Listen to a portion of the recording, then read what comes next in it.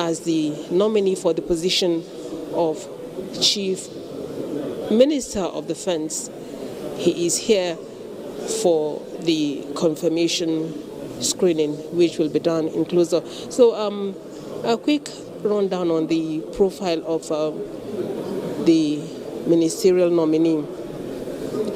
General Christopher Musa was born on the 25th of December 1967 in Sokoto. He is from Kaduna State, Zangun Kataf to be specific. He's a member of the 38th Infantry Corps of the Nigerian Defense Army, and he was commissioned on the 21st of September 1991. He has held several appointments in the course of his military career, which spanned 3 decades.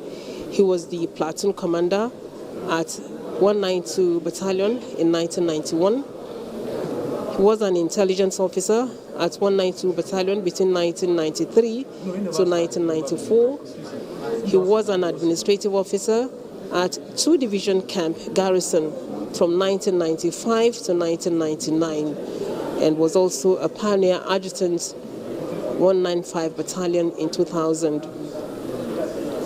Other positions held by the ministerial nominee are Operations Officer,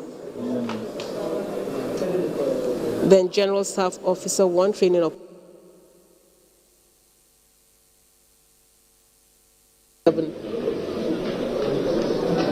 He was the Assistant Director of Operational Requirements at Department of Army Policy and Plans from 2009 to 2011. He held the position of the Commander 82 Division Task Force Brigade Operation Last Hold in Northeast in 2018, Commander Sector 3 Operation Lafia Adole in 2019, Commander Sector 3 Multinational Joint Task Force in the Lake Chad region in 2019, and Chief of General Duties Tradoc from 2019 to 2020. He's a Senior Research Fellow at the Nigerian Army Research Center. The last appointment he held before being nominated as the Minister of Defense was the Chief of Defense Staff of the Armed Forces of the Federal Republic of Nigeria. He was appointed this week following the resignation of Muhammad Badaru Abubakar.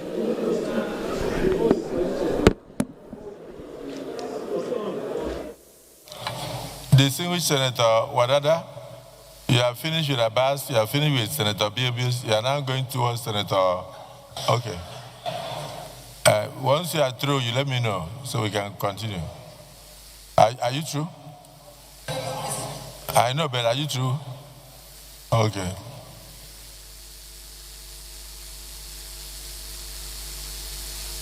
Distinguished colleagues, let me welcome the 18th Chief of Defense Staff of the Armed Forces of the Federal Republic of Nigeria, General C.G. Musa, retired, to the hallowed chambers of the National Assembly, specifically the Senate, that he is very familiar with. We have his curriculum vitae before us, and we have taken judicial notice of the fact that he has earlier been cleared by this Senate, and so he's not a new person to us.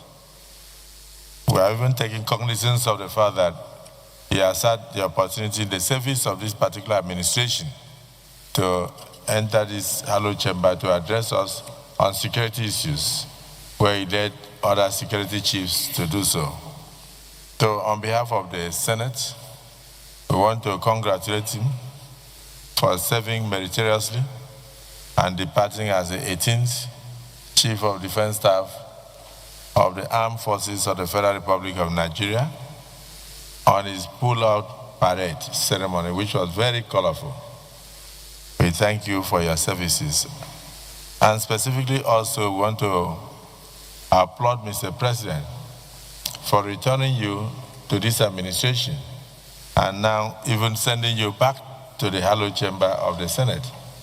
This is a ritual that every person who wants to be a minister must go through. It's constitutional. That's why we brought you back here. And you would have seen the kind of respect that this chamber has for you, that even before you later got here, we were informed that you will be coming. And so we prepared for you. We are delighted that we did not waste time because we want you to go straight into action as a minister of the Federal Republic of Nigeria, if you are cleared by this Senate, and then assist us in tackling the insecurity in the country. Accompanying the minister of the ministerial nominee, General C.G. Musa, retired, we have Major General O.T. Akinjobi, retired. We have Major General B.N. Salawu.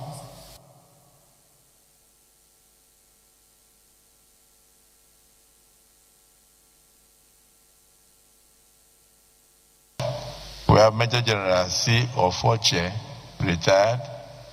We have Rear Admiral I. Dewu.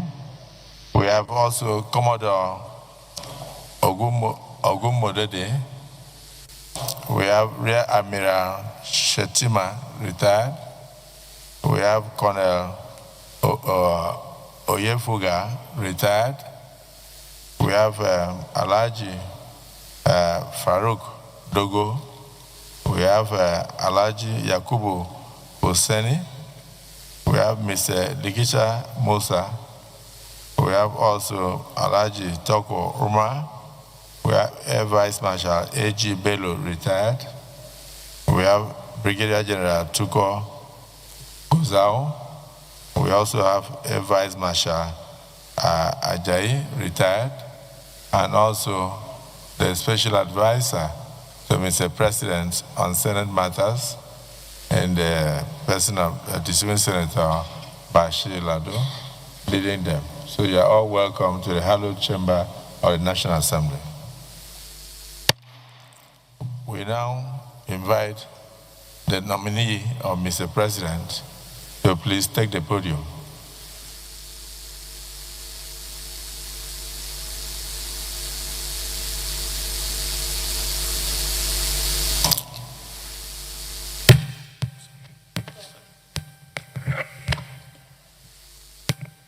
So you can use 2 minutes to just reassure Nigerians by reintroducing yourself to those who were not born when you were the Chief of Defense Staff of the Federal Republic of Nigeria, so that they will know you.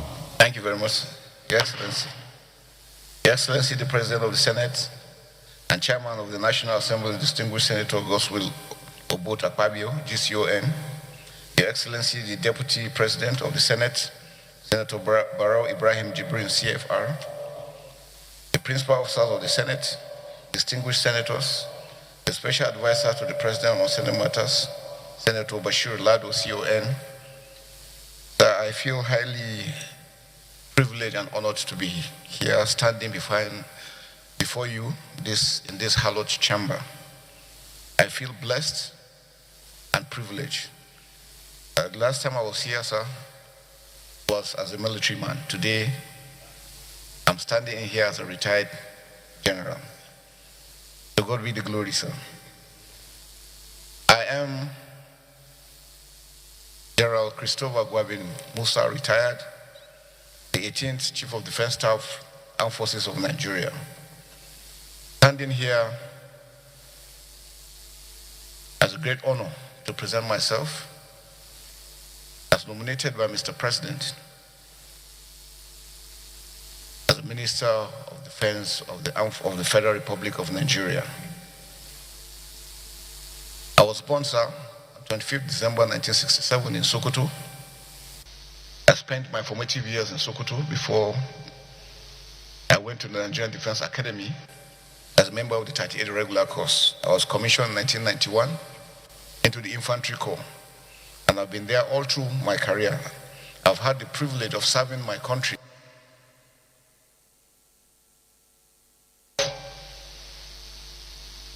When I got to the Chief of Defense Staff of the Armed Forces of Nigeria, for me, it's a defining moment because it gave me the privilege and understanding of the dynamics of the challenges confronting our great nation, Nigeria. And standing here, I pledge to give my best in ensuring that Nigeria is secured and safe. But we cannot do it alone. Nobody, no single individual can do it. No single parastatal can do it. We need the support of everyone, every Nigerian and everyone living in Nigeria, working together as a team, because it's going to be a teamwork. The enemies we are dealing with are evil forces that don't mean this country well. And they have no respect for human life. And that's why it's important for us to know that if we don't work together, we'll give them the opportunity to continue to perpetrate the evil acts they've been doing. And that's why it's important that we first must love one another, understand that we're in this together, and believe that the challenges we're facing is a Nigerian challenge. It's not only for the armed forces or for the security forces, but it's for everyone working together. I want to assure you we're going to work united as we did when I was the Chief of Defense Staff. The important thing is for us to take the ownership of the challenges confronting our dear nation. These are things that we can't defeat. We can't win this war.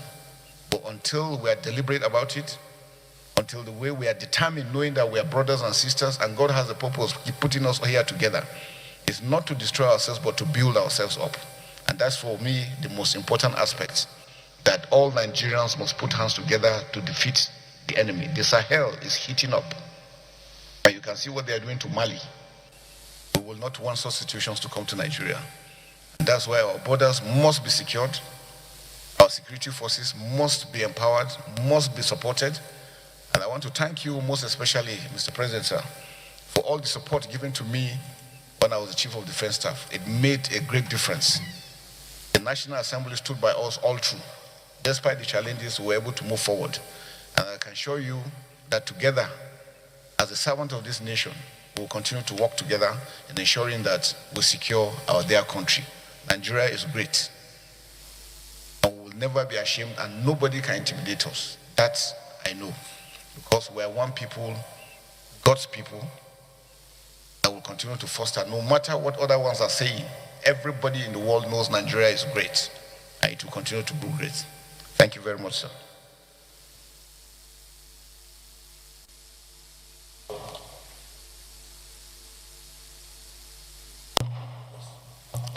Brevity is the name of the game.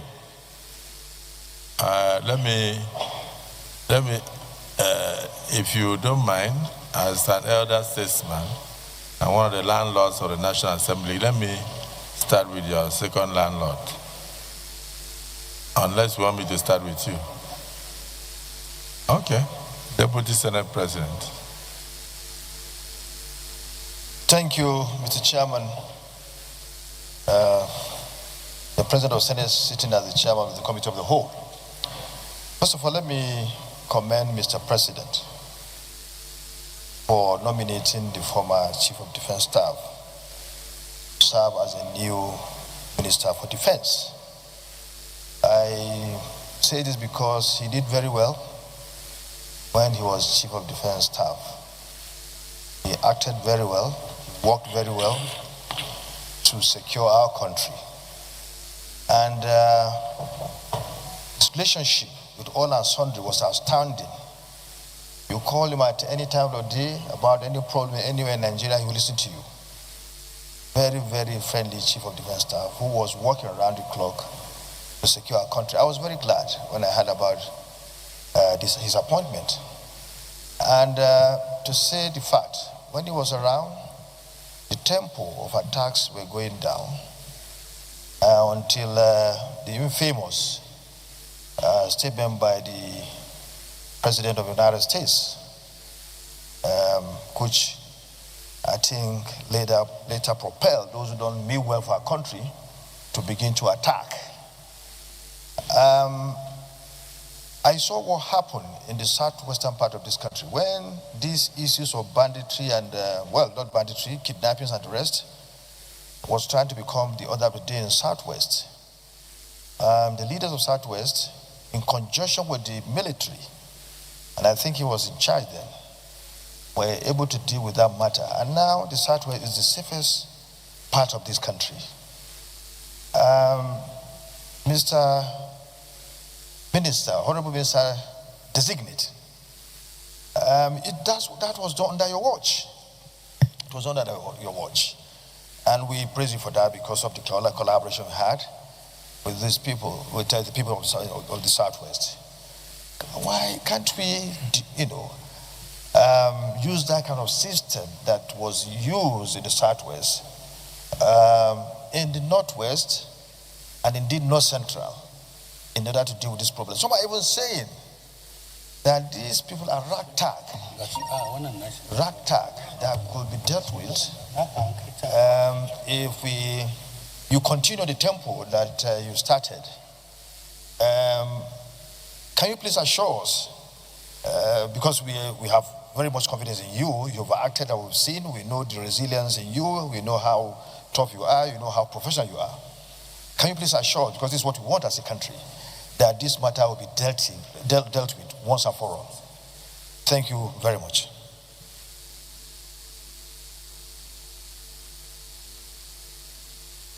Well, whether comments or question, you just note it down.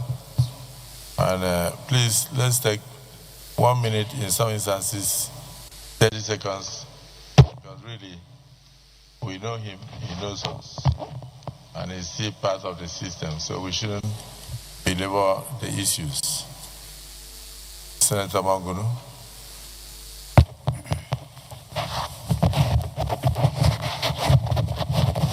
Thank you, Mr. President. Sitting as chair, my name is Mohamed Tahir Manguno. I represent Borno North Senatorial District. First and foremost, I want to most sincerely thank Mr. President for this nomination, because this nomination is a nomination that is a square peg in a square hole, having regard to the tremendous contributions that the nominee has made as an officer of the Armed Forces of the Federal Republic of Nigeria towards defending the territorial integrity of this country.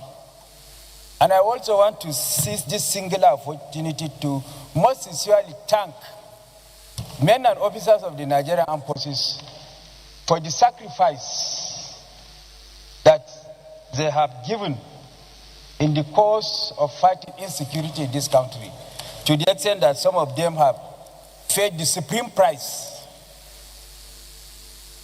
and stabilizing the country. For example, before, even in the wildest of my dreams, I cannot think of going to my native home of Monguno. But because of the determination, zeal, and enthusiasm displayed by the Nigerian military in the fight against insecurity, today I can go to Monguno and sleep with my 2 eyes closed. I sincerely thank you for that. Now, Mr. Nominee, all along, you have been serving in the armed forces at the operational level. Now, by this nomination, you are going to metamorphose into the policy level.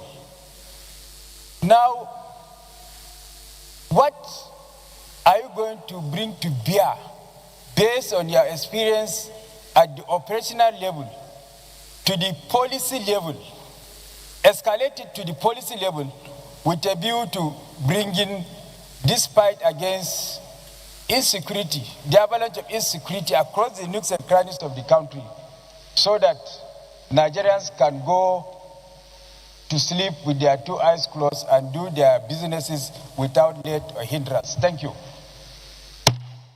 Let me just, Mr. Nominee, what Senator Mangunu said is very important. But however, let me, through you, Senator Monguno, commend the President, Commander-in-Chief, President Bola Ahmed Tinubu, GCFR, for making it possible for you to approach your village, Monguno, and to sleep in your village. This was not the case in the last 15 years. So when people are talking about Nigeria, they talk as if nothing is moving. The social media is agog with negative things about the administration. But when you experience the administration yourself, like you have just testified, you know that it is not what they reflect in the social media. So I thank you for commending the immediate past Chief of Defense Staff, that through their efforts, they were able to rid Monguno, your village, in Borno State, of 15 years of absence of individuals. And now you can sleep with your 2 eyes closed. I'm very happy, and I commend the President for that. I'm sure he has noted it, and together with the people now under his command, as a Minister of Defense, they will do more so that many other villages in Borno State can, like your village, sleep with their 2 eyes closed. I think that's the commitment of the President, and that is the commitment of governance in the Nigerian Constitution. Thank you for bringing this to the fore. I didn't know that you had started sleeping in your village. That's why. No, I did not know. Yeah, I didn't know, because in the 8th Senate, many people from there did not go home. So, your own is recent. Is it not Kwara?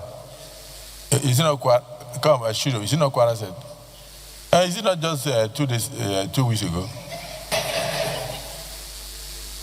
Election is coming, so you people can do insecurity. Distinguished Senator, please, we'll just take it in a way. Distinguished Senator Ahmed Lawan is the chairman of the Senate Committee on Defense. We can't finish this without hearing from him. Sorry, point of order. What is it? Order what? Order. Yes. What is it about? Order 42. Order 42. Personal explanation. Personal explanation. Yes. Go on. By the indulgence of the Senate and the leave of the President of the Senate, a senator may make a personal explanation, though there may be no question before the Senate, but no controversial matter may be brought forward. Okay, so if you, Order 42 says, yes, by the indulgence of the Senate. Yes. Distinguished colleagues, is it the view of the Senate that he introduces a point of personal explanation at a time like this? Those in support say aye. Those against say nay. The nay says it. Your point of order is hereby overruled. Yes.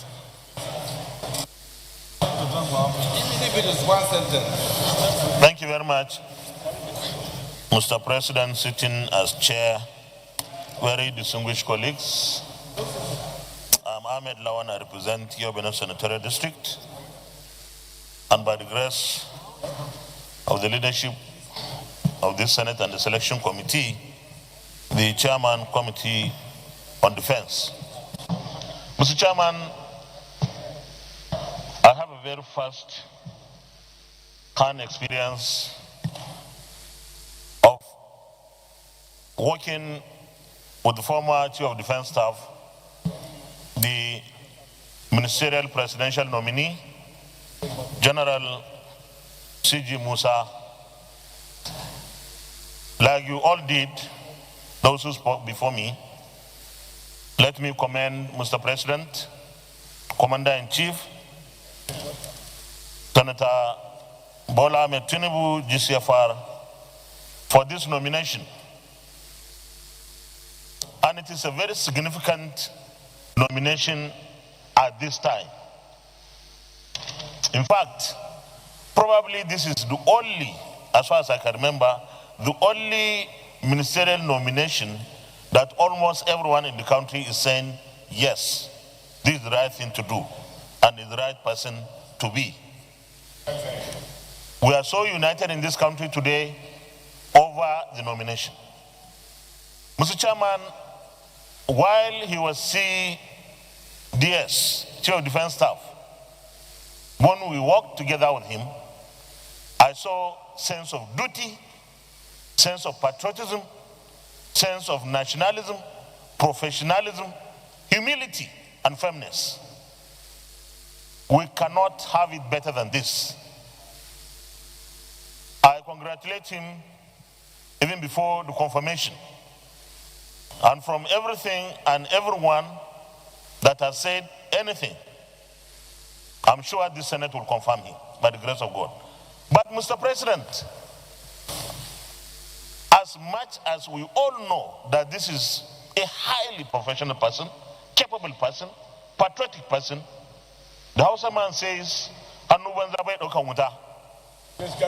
you don't approach fire with empty hand. Say, unless kokana da magani ko kai sharifi ne.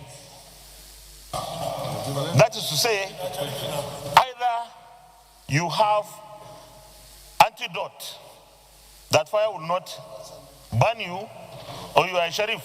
I don't know what a sheriff is in. You are born with that natural endowment that fire will not harm you. What I mean, Mr. Chairman, when we give him the job and Mr. President appoints him and swears him in, let's enable him and armed forces with what they need to operate optimally as much as we can. No investment in our armed forces and other security agencies today in Nigeria is too much. And I know Mr. President has been doing so much. He has ramped up funding for our security agencies and armed forces. But let's take this opportunity that we now have the kind of people we need in the armed forces at the leadership level. We motivate those that are in the field and encourage them by giving them what they need. Because no matter how professional they are, they cannot operate in vacuum. I believe that budget 2026, when it comes, should have more and more layers of additional resources for armed forces. And we should never make the opportunity we have slips, because our armed forces are totally committed, geared to fighting the insurgency and banditry to its finish. So let's push them with more resources and hold them responsible. Thank you very much, Mr. Chairman. Thank you. You just take it so that you don't forget. One of the things one of them wanted to ask, which was also on my mind, is that you are nominated at a time when many of our children are still in the bush. A lot of children in schools have been kidnapped, some have been rescued, and some are still in the bush. What will you do differently? And how can you assure us that with this nominee, or with this nomination, that we are sure that you'll be able to work with the team under you to ensure the release of those children and to give Nigeria a better image? You may proceed to answer that, please.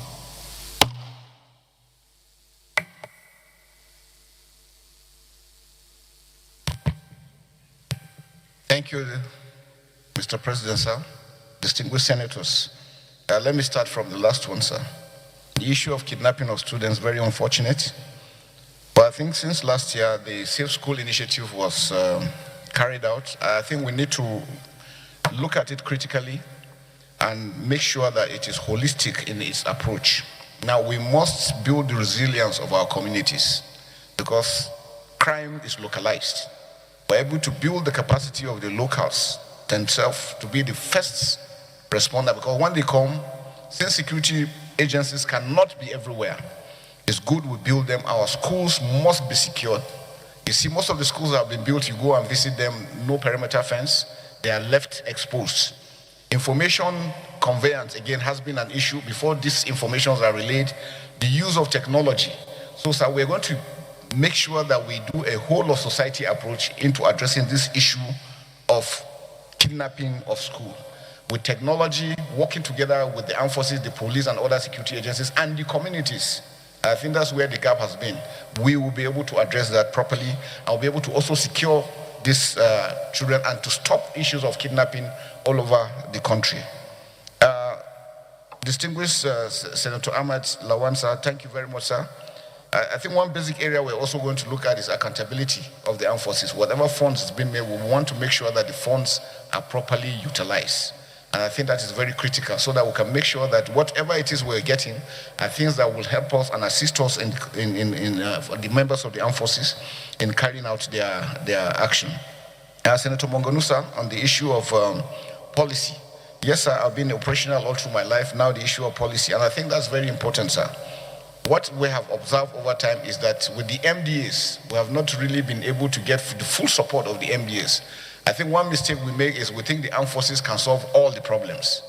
The armed forces solution is just 20-25%. Majority has to do with good governance, building capacity, working together with all the other MDAs. The police has a lot to contribute.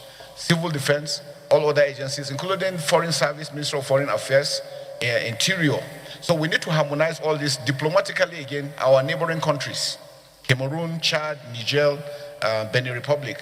We need to also reach out to them because if they're able to secure their own borders, it means our own borders will be secured. If theirs is porous, ours is going to be porous. And because we have more to lose, the terrorists that we're dealing with think Nigeria is so rich that when they come to Nigeria, they can make it. So anything they're doing anywhere, their target, end state, is to come into Nigeria. And that's why it's important that we must make sure that we secure our borders and deny them the entry. And then those ones that are within, we're able to take them out. There will be zero policy on anything banditry, terrorism. We're going to go out. I'll make sure that the armed forces will go fully all out, working together with the locals. Because like I said, sir, security is localized. If we don't carry the communities along, we're going to continue to run in issues. So that's why it's important that we must bring them together, working with the state governments particularly. Why the Southwest seem to be doing very well, sir, is because all the governors agreed together. And that's why regionally, governors must come together because 2, 3 are better than 1. And that's why for us to them to understand that the bandits do not respect border. They do not at all.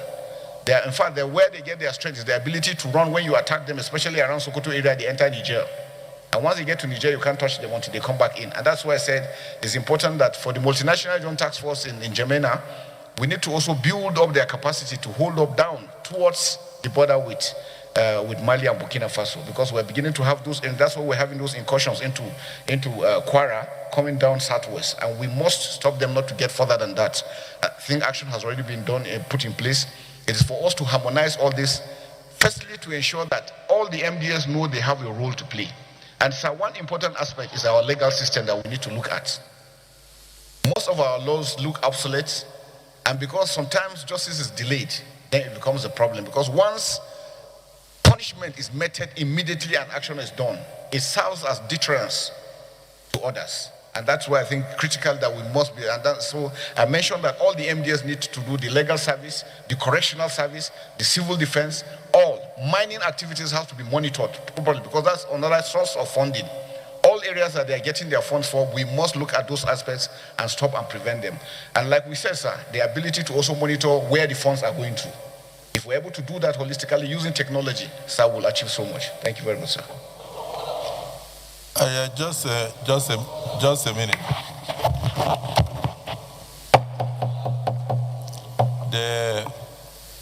I may not have the opportunity to ask this question.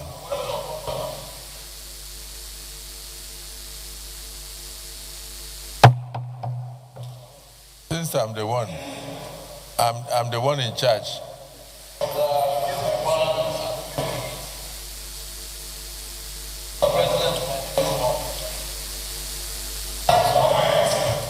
With the consent of Mr. President, can I read?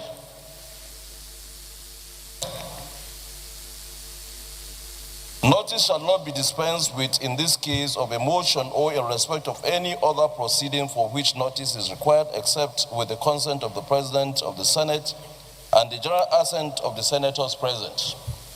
Then when you go to closure of debates, section 58, after a question has been proposed, which I want to propose, a senator rising in his place may claim to move that the question be now put. Sir, can I stop here just to expatiate? This is a chief of defense staff that had been in the system. He knew everything, and we are talking about security, and he's going to man a ministry that will be handling security matters for this country. Very sensitive. So I believe that we have had closed sessions with him severally, and some of the questions that will be asked here and the responses may not be well dispensed at this moment. So I feel we should just allow this gentleman to take a bow and go. Not carry. There's not. This is it. There is nothing no here. There is nothing no here. We have asked him all these questions before at closed session. Do you want to ask here? Mr. President is to rule.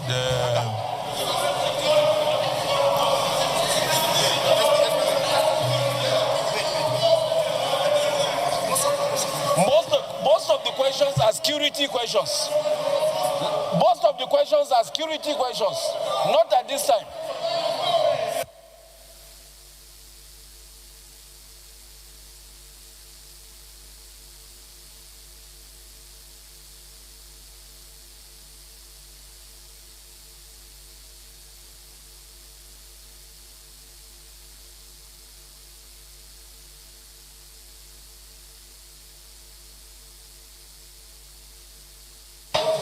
People want to appear on TV. Order, please. It's not appearing on TV. Order, please.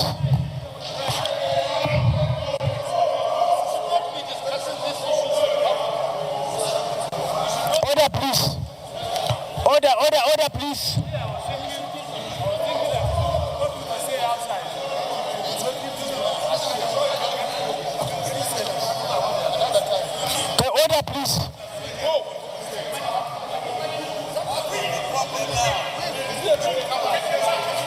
Order, please. Distinguished colleagues. Distinguished colleagues. Resume your seat, please.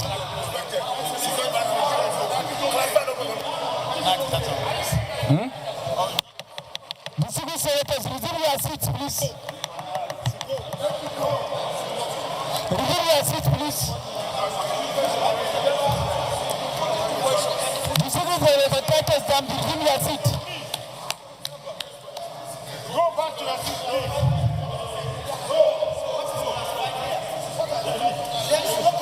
Security cannot be discussed in the open. Senator, may I take you resume your seat? Allow him to go. Please go back to your seat. Senator, may I take you resume your seat? Please go back. Off the camera. This security matter can be discussed in the open. Let him go. It's not today.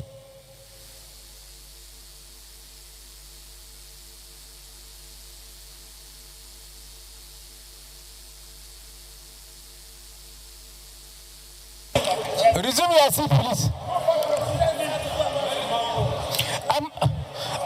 Ambassador President Senator Dino Ibrahim. Section 62.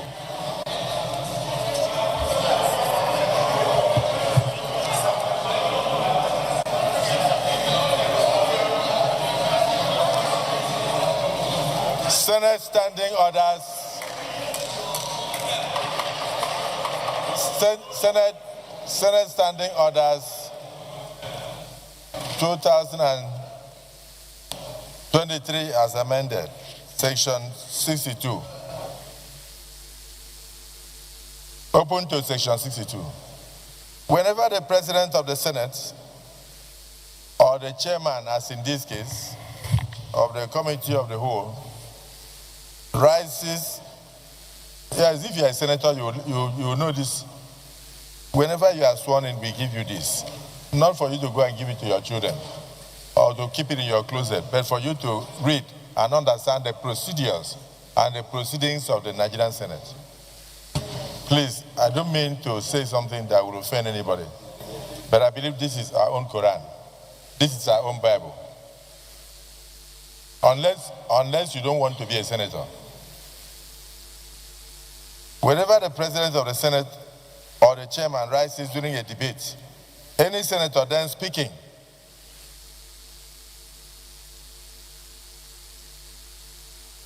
clerk of the Senate, have you noticed that at that entrance there's a lot of noise?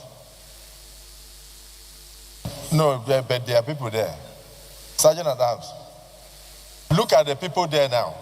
Get their names down and we make sure that they are changed, because they engage in too much discussion with senators and disturb us here. They are supposed to keep quiet and do their work while they allow the Senate to have decorum. Whenever the president of the Senate or the chairman rises during a debate, any senator then speaking or offering to speak shall sit down, and the Senate or the committee shall be silent, so that the president of the Senate or the chairman of the committee of the whole may be heard without any interruption. I tactically stood up so that those who are old senators will understand why I'm on my feet. Those who are young in the Senate will not understand. So I'm on my feet. Senator Musa, Sani Musa, your point of order is noted. I did not say rejected, but noted. The reason I say so is that the man standing in front of us could be regarded as a solution to the current insecurity in the country. And we are not here on our own. We are here representing our constituents. And our constituents would like to hear from him whether his appointment will enable them to sleep well, whether their children will be safe in schools. So we are not asking him questions because we don't like him. We're asking him questions because our constituents would have loved to ask him questions at a time like this. So if we come here and we do politics of bow and go, this is not a period we should say bow and go. Even Donald Trump is on our neck. We have not yet asked him what his response will be to Donald Trump, the president of America. He is not just anybody. Chief of Defense Staff, a nominee for a Minister of Defense of a country, and you stand up and say you should take a bow and go, with so many questions on the mouth of Nigerians, with over 200 Nigerian children in the bush, kidnapped and being tortured. His appointment is heralded all over Nigeria with happiness, because Nigerians believe he has something to offer. Give the man an opportunity to give Nigerians hope.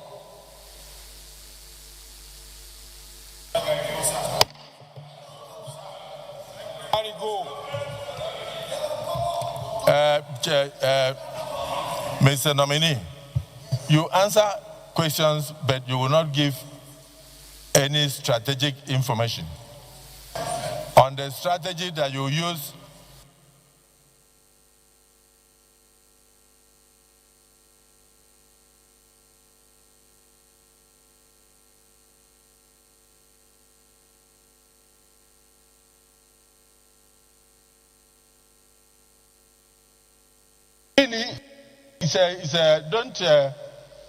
don't take it that we are not happy. We are all happy. We applaud, Mr. President, for your nomination. We have a lot of hope in you based on your track record. But a few questions are begging for answers. The Senate has just set up a committee to find out from the cry of the governor of Kebbi, who gave the order for the soldiers who had prior information that kidnappers were coming to the school. Is it St. Mary's School or where? Maga. And they went there and they even took the students to the field and taught the students what they would do when the kidnappers come. But 30 minutes before the kidnappers arrived, somebody gave order for the soldiers to withdraw from the school. And the kidnappers came and operated, and children were packed away. And the governor raised alarm all over. As the chief of defense staff, former, now a nominee for the office of Minister of Defense, I want you to know that this senator has set up a committee to investigate who gave that order and why they withdrew to give access to kidnappers to take those children unhindered. It's something that people would like to hear from you. And as we speak now, Brigadier General Oba has not been found, whether he's killed or not killed. He made a phone call to disclose his location. Who gave those coordinates for the kidnappers or the terrorists to go and pick him? Those are questions begging for answers. And then somebody like you is highly placed in security service. You have been everywhere. You have attained all the ranks. You come before the Senate and somebody is saying, take a bow and go. When you take a bow and go, where is Brigadier General Oba? When you take a bow and go, where are the children? How are we going to get the children back? You should make a statement on that. Please, I will not want us to ridicule the nomination of the president. The president knows why he brought him. And he has ideas of why he brought him. Let him also tell Nigerians what he will do in that regard. He doesn't need to disclose the strategy. Point of order. Point of order. Point of order, Senate Leader. Mr. President, very distinguished colleagues, I rise pursuant to Order 8/3 of our rules to move for extension of time to enable this Senate seat beyond 3 p.m. So that we'll have enough time to conclude on this confirmation hearing. I so move. Minority Leader. Mr. President, sitting as chair, distinguished colleagues, I rise to second the motion that the Senate extends its time and sitting beyond 3 o'clock to enable the Senate conclude its activities of the day. I so second. Motion moved and seconded. Those in support say aye. Those against say nay. The ayes have it. General Christopher Musa, you have the floor. Thank you very much, sir. Distinguished Senator, sir, thank you very much. And it shows the concern that we all have for the security situation in the country and the need for us to be very proactive in ensuring that we address them. So starting with the issues of General Uba, very unfortunate for a brigade commander to be captured and shown the way they did. It's really unfortunate and it's very painful. I want to assure Nigerians that we will not stand by and see terrorists have the capacity to do such. We're going to go after them fully, working together with all the security agencies and all the NDAs that I've said. We're going to investigate fully. So I know the Senate has established a committee to look into that. The armed forces also has a way. And then from the defense, we're going to make sure that we continue with the oversight over their activities.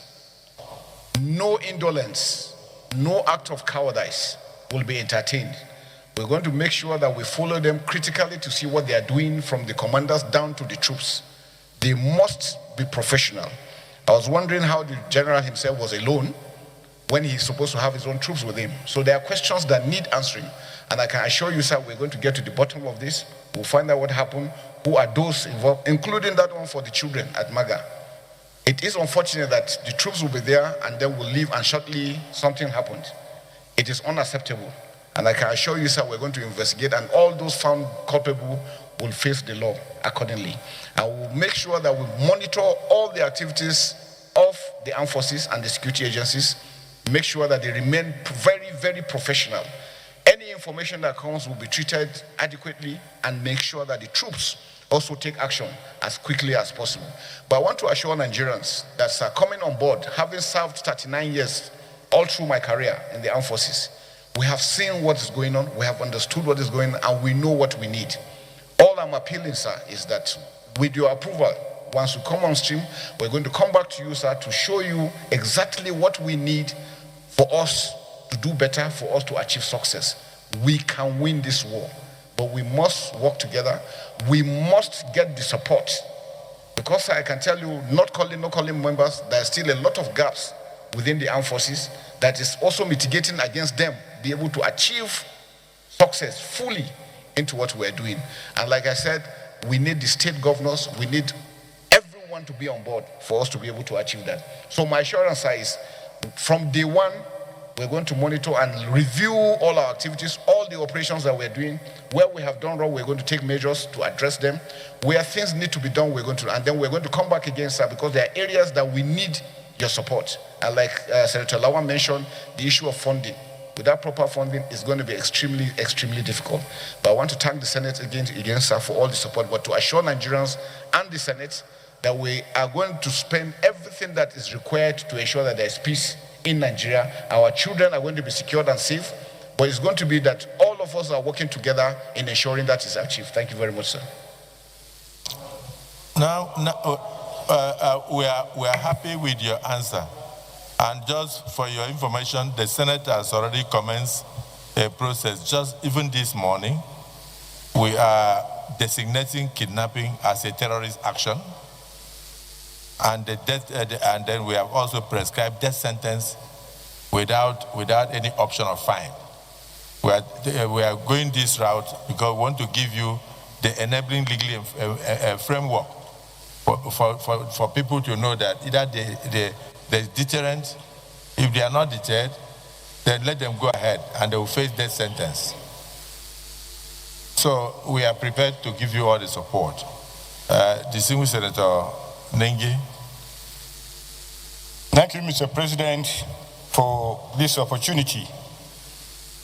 Musa, I am extremely delighted, excited, like all Nigerians, about this appointment. Mr. President, this appointment looks like it.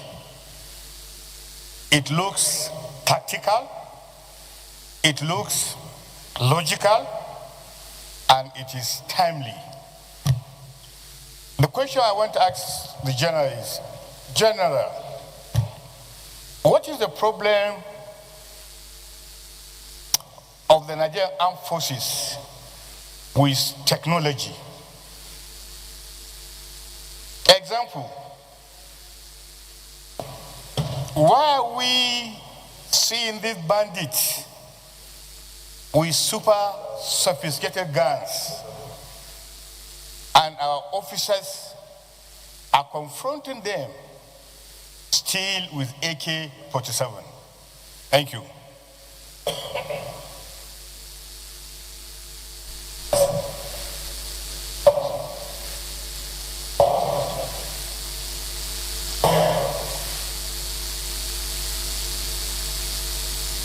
Thank you very much, Mr.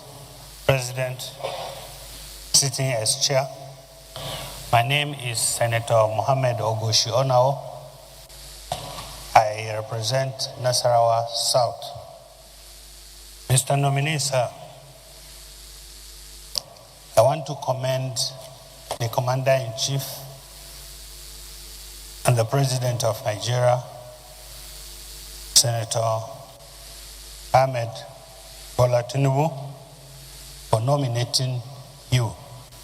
Senator Ali Ndume, after Senator Nawo, you are speaking, so just give 2 minutes before you go. I know you want to ease yourself, but just 2 minutes.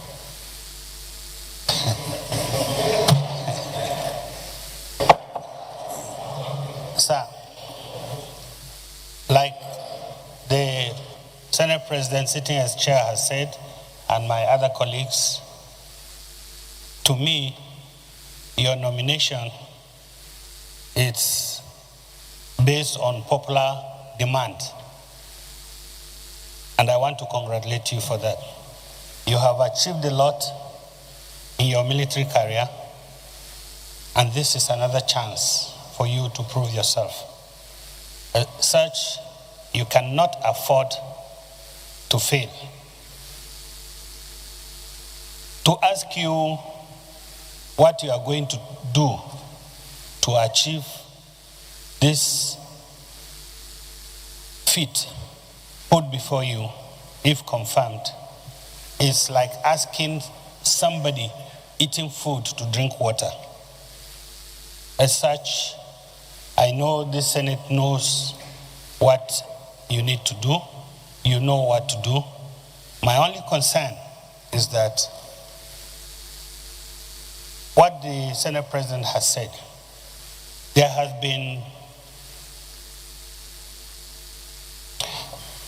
been news of soldiers, brave ones, trying to confront the situation as it is, as it confronts them. Order comes from above for them to withdraw, putting the lives of our people in danger, like the Senate President has said. You know what to do. We want to know a little bit of what you want to do. But my major concern is Senator Uzo Kalu mentioned on this floor one day that taxpayers' money is being wasted on training our soldiers. And because of certain appointments, young soldiers who have attained a certain level of career that their knowledge is being needed most are being retired. I didn't appreciate that then until when I saw the retired soldiers that accompanied you. When they say general this, general that, I didn't see anyone with a gray hair. And I feel sad that we are wasting such talents. If confirmed as a minister, what are you going to do to forestall such waste of talent? Thank you very much. Thank you, General. We are not doubting your fitness, but sit down so that you can write down all the questions that they are going to ask. Just sit down. When you come up, we are not doubting his fitness, but we are only telling you, please give him water to drink so he can clear his throat. Because unfortunately, you came alone today, so you have to answer the question of everybody. All the questions that would have been asked many people, they are going to ask you today. It's a difficult time for us in Nigeria, and that's why we are doing this. Distinguished Senator Alin Dube, former chairman of Army. Thank you, Mr. President, and distinguished colleagues. I know General Christopher for a very long time, and he is part of the generals that have been in the theater. The theater means the Northeast, where we all know is the epicenter of Boko Haram until now, that the Northwest has joined and other zones. I worked closely with the retired general, and in fact our relationship has gone beyond official to personal. I just want to add to what distinguished Senator Ahmed Lawan said, and to also urge our colleagues to give this gentleman the optimum support. And this support is in the field of appropriation. And not only that, it is also important not only to appropriate, but to make sure the funds are provided as at when needed. We have been advocating, Mr. Senate President, and this Senate should do that, that the budget of the armed forces and indeed other important security agencies should be on the first line charge, and it should be released to them as at when due. This is not what is happening now. And as the former Senate President said, Hanum, I will repeat it now that you all know, Hanum Banza Bayat Okauta. And it is time for me now, sir, to commend Mr. President for not only appointing General Christopher as the Minister of Defense after retirement as CDS, but also declaring this issue of insecurity as an emergency. And also just day before yesterday or so, the Senate passed a resolution advising Mr. President to rejig the security architecture. That is being done. Now what is remaining is to give the military and other security agencies what they need to walk the talk. Now back to the question. I'm constrained by what you said, that some of these questions should be asked in executive session. But fortunately, what I discussed, or my question to the minister now, is something that I discussed with him. Now that you have the chance to ask, because he told me that generals don't complain. If he had so, which is not what I will discuss, if you give him 6 months, if he doesn't get it done, he will drop the uniform. That time he was in uniform.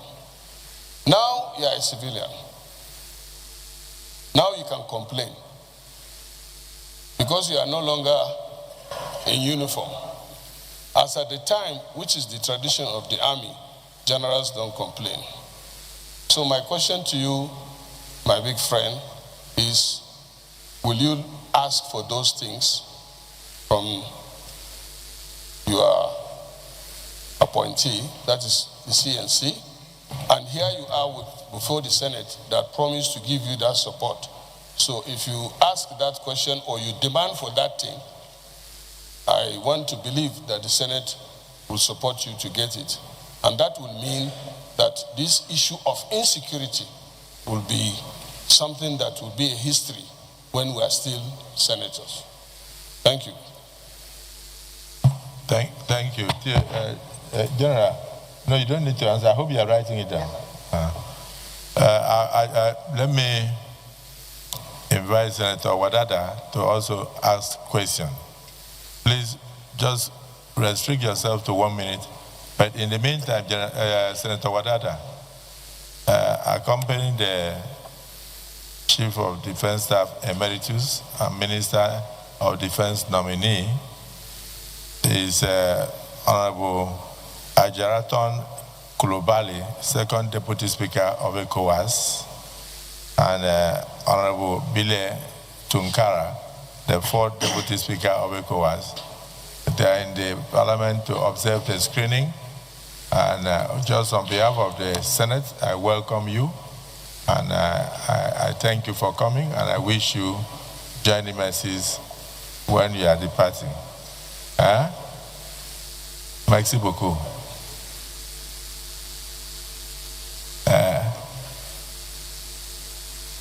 Thank you very much. Mr. President, sitting as chair, I remain Senator Ahmed Wadada Aliyu, Sarkin Yakin Kefi, Magajin Dangin Lafia, and I represent Nasarawa West Senatorial District of Nasarawa State.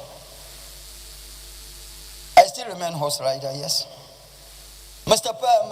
President, sitting as chair, distinguished colleagues, Mr. Nominee, at this point, mine wouldn't be question. It will be commendation, congratulations, and some level of caution to the nominee. Commendation to say that truly by your nomination is a confirmation that the President of the Federal Republic of Nigeria, Senator Bola Ahmed Tinubu, truly has the eagle eye to have nominated you to be Minister of Defense. And I congratulate you. Having congratulated you, why mine will not be a question, all the questions that I should have asked had been asked. But it's to say to you, based on where you're coming from, the commendations and accolades that you've gotten from my colleagues, is to say to you that I will be requesting the Senate to give you like what had not been done before. You will be approved, but in principle it will be probational. If within the first 6 months these sensitive questions are not brought to bear in the affirmative, where is Brigadier General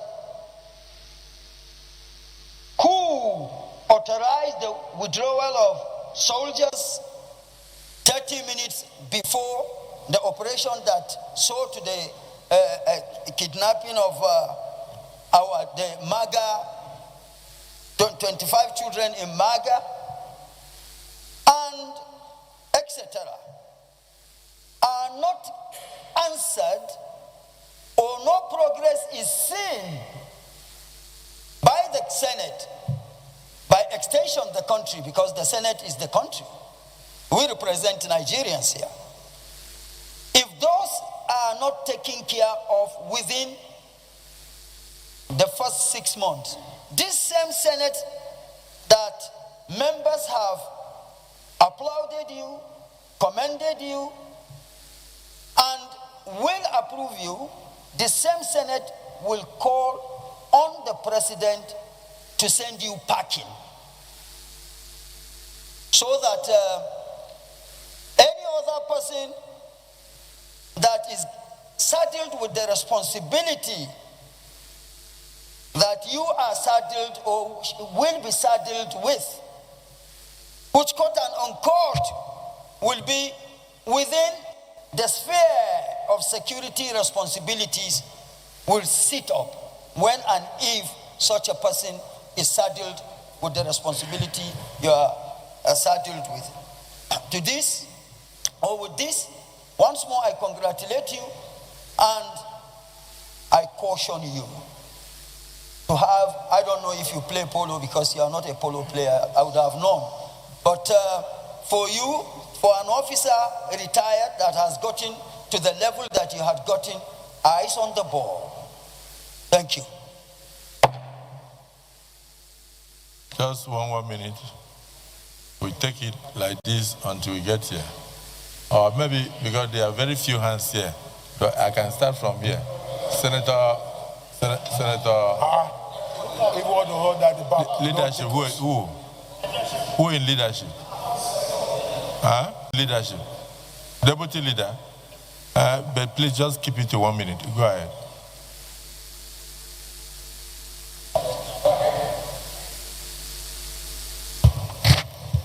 Your Excellency, the Senate President, Senator Ashiru, Deputy Leader of the Senate, and representing the good people of Kwara South, and in general, speaking for the people of North Central states. First and foremost, His Excellency, the President of Nigeria, has done perfectly well by this choice, the choice of former 18 CDS as a new Minister of Defense. Your Excellency, I'm worried for so many reasons. In my state, Kwara South, in particular, we have never had crisis of insecurity before. We don't know how it looks.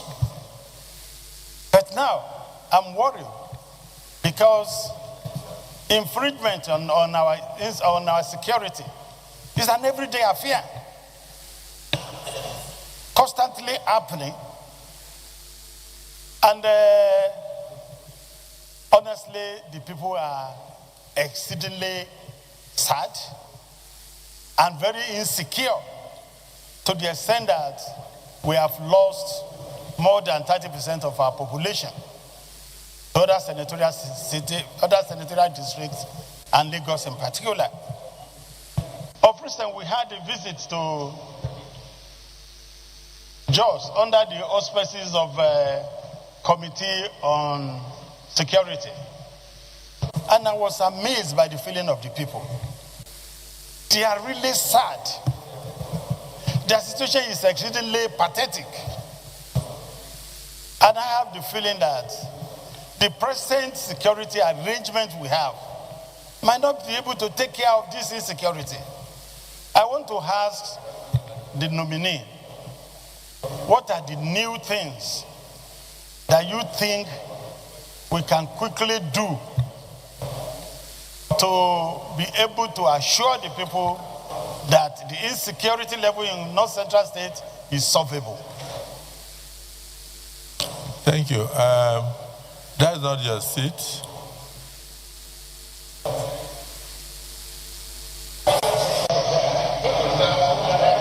But you will only ask question on his seat. Yes, Senator Kawuden, Senator Fadahunsi, Senator Musa. Then we go to the other side too. He called me. He called me. But you know, Father should talk first. Don't you know that? It's not your mate. It's not my mate. Mr. President, my distinguished colleagues, who are you? Go ahead. My name is Senator Adenigba Fadansi, representing the good people of Osun East. Today, I'm very happy that Mr. President showed to the whole world that he's a listening father. Just last week, we highlighted there is a fault in his security architecture, and immediately changed the narratives. With the whole country now is happy that General Musa, who has done well in his military career, has been appointed as minister. Has been nominated as the Minister of Defense. And you will see that when a retired general is nominated or appointed as a defense minister, there's a language that they speak down. And the whole country now we have the hope that things will turn around by his involvement. He has gone around all the war theaters and he has done well. But my question now, which he has partially answered, I've been asking them, can we really win this war? He said it's winnable. That by the grace of God, we will win. Our own is to cooperate with you, cooperate with the 001, that's our president, Senator Bola Ahmed Tinubu, GCFR, that he has been doing well for you. It is now your own place to take care of the young ones. That's the downtrodden army. That is the problem. If you encourage them and their packages are okay, they will go headlong to win the war. I'm very sure you will do that. And with the prayer warrior you have at home too, all of us will continue to pray for you. Today, Nigerians should go and learn how to sleep and pray for you that you will succeed. Thank you very much, sir. Senator Kawu and General, that was the prayer of a father, the distinguished Senator Fadahunsi. When you said that the war is winnable, we believe that if God can assist the war to win the war against COVID, that we can win the war against insecurity, and we shall win the war against insecurity. So we don't want to talk about the collaborators, we don't want to talk about the conspiracies, we don't want to talk about the enemies of Nigeria and the enemies of government. We don't want to look at them, we just want to look at winning the war. We must win this war for us to bequeath a better country to future generations. Senator Kawu. Thank you, Mr. President. My dear distinguished and honorable colleagues, I am Suleiman Abrahaman Kawu Smaila, representing Kano South Senatorial District.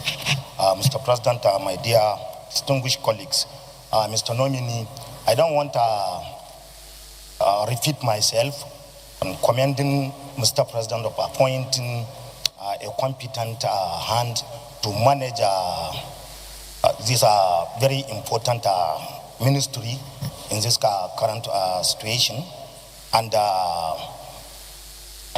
his capacity to handle the situation, because he demonstrated it, and we can testify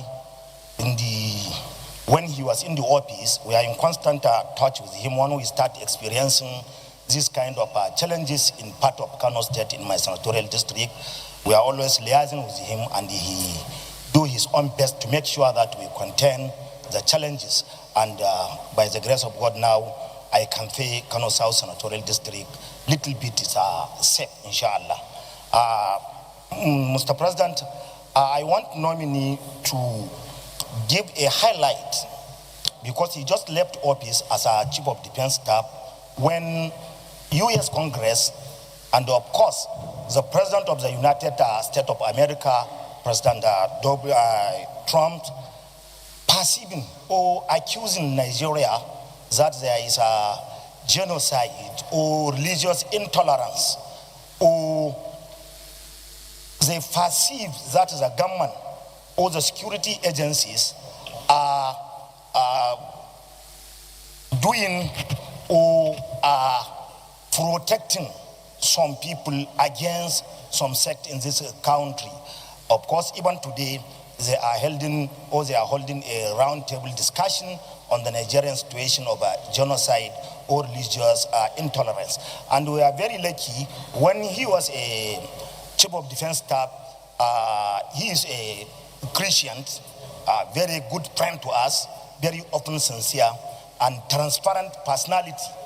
His remark today in the parliament can justify or can tell the world and can revive the image of Nigeria, what Nigeria are doing, what our security agencies are doing, what Mr. President is doing, and his own team, and of course our parliament are doing to keep or to make Nigeria one, irrespective of our diversity. His remark means a lot in this very critical situation, Mr. President. I so. Thank you. Senator Abdullahi Yahya. Distinguished Senator Ojus Okalo. Thank you, Mr. President. My name is Oji Ozokalo. I represent Abia North of Abia Senatorial District. Mr. President and my colleagues, I think first I want to thank President Ahmed Bola Tinubu for appointing somebody I would consider, in my opinion, personal opinion, as a very competent man. Myself and Chairman Ahmed Lawan, Committee on Defense, we work with him. We have been working with him since 10th Senate as CDS. And there is nothing good like if we are appointing people, we appoint competent people. I don't even know questions senators are asking him, because this man is competent. He was our CDS. He's a very competent general. He's a full 4-star general. So if there's anything you give in Nigerian army, he has it. But my advice, I don't want to ask him a question. My own is advice. Don't believe on only gun. You must go back to intelligence gathering. Intelligence gathering is the key to whatever you are going to do. Because we have no intelligence. When people do not have intelligence gathering, they carry weapon and go, the enemy is in front. There's no Reiki. I don't see soldiers and Navy, Air Force going for Reiki. Both air Reiki or ground Reiki. They don't do that. And when you go there, they have laid ambush. We will lose our soldiers. As a Minister of Defense, how will you address the issue? I want you, the issue of wiping out causes. I want you to advise Mr. President. You wipe out a cause totally. Like if you were cause 38, if you appointed CDS, every other person in cause 38 will retire. We have used money to train you people. And it's Nigerian people's money. So how you are going to address this issue as a defense minister? In terms of security, how are you going to control the service chiefs to be one? There's no love among the service chiefs. How are you going to coordinate them to make sure, because the essence of a defense minister is to coordinate all the service chiefs and all the agencies related to it. We have almost 42 security-related agencies in Nigeria. How are you going to come out as Minister of Defense to make sure that every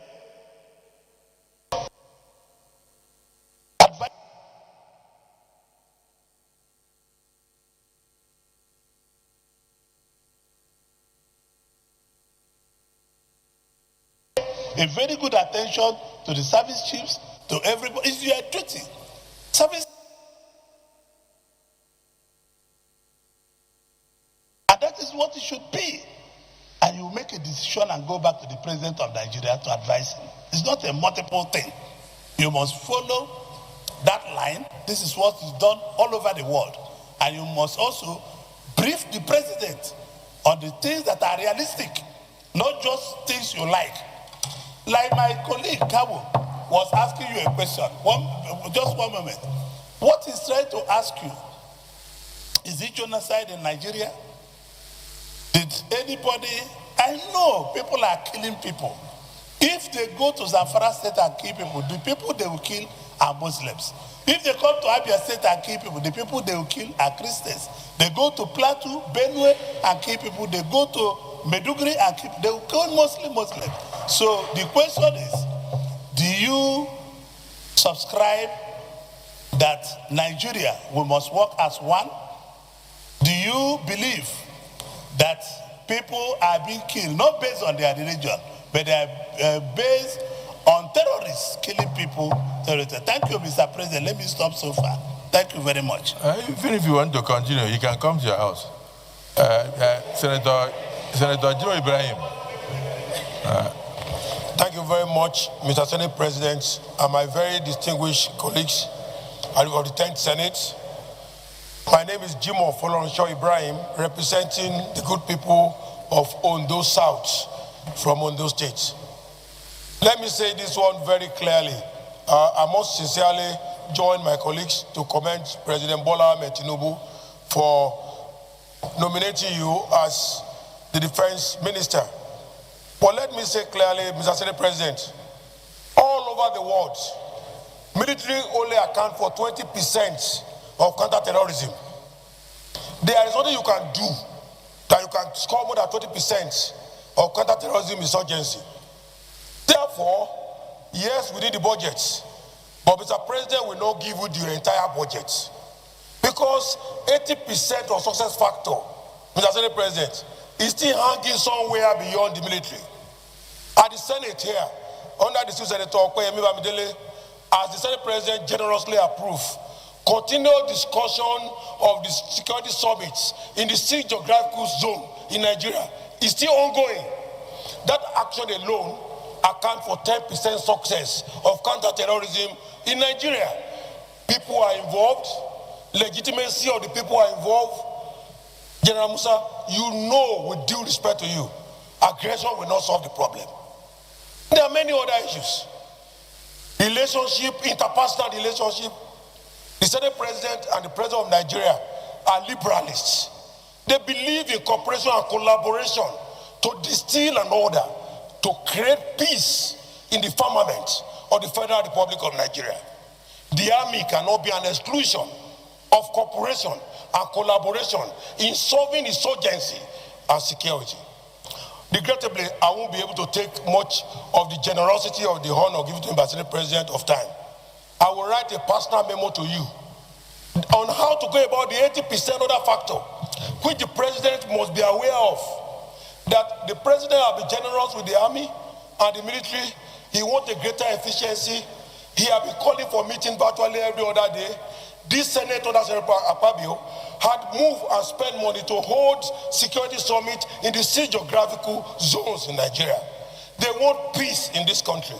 But regrettably, the totality of the military of Nigeria, including of Donald Trump, cannot solve beyond 20% of counter-terrorism. You know this is a practice in war fronts. Me and you know we are experts in this field. There is nowhere in the world where military has gone beyond 20% success factor. So, Mr. Senate President, I want to say, with your generosity and the upcoming Senate debate on National Security Summit, we must identify the remaining 80% success factor and forward load it to the Honorable Minister to be cleared and implement. Lastly, the Civil Military Operational Manual is my area of advice to you. The military must go back and review the Civil Operational Manual, which engage legitimacy, engage interpersonal relationship, engage talking to each other. What does it take us? Even if we call the religious leader come and have a general session and dinner with us, both Muslim and Christians, the moment that we know their leaders are talking, those people will drop their arms. You cannot solve this problem with aggression, and I want to wish you the best of luck as the Senate President moves to clear you.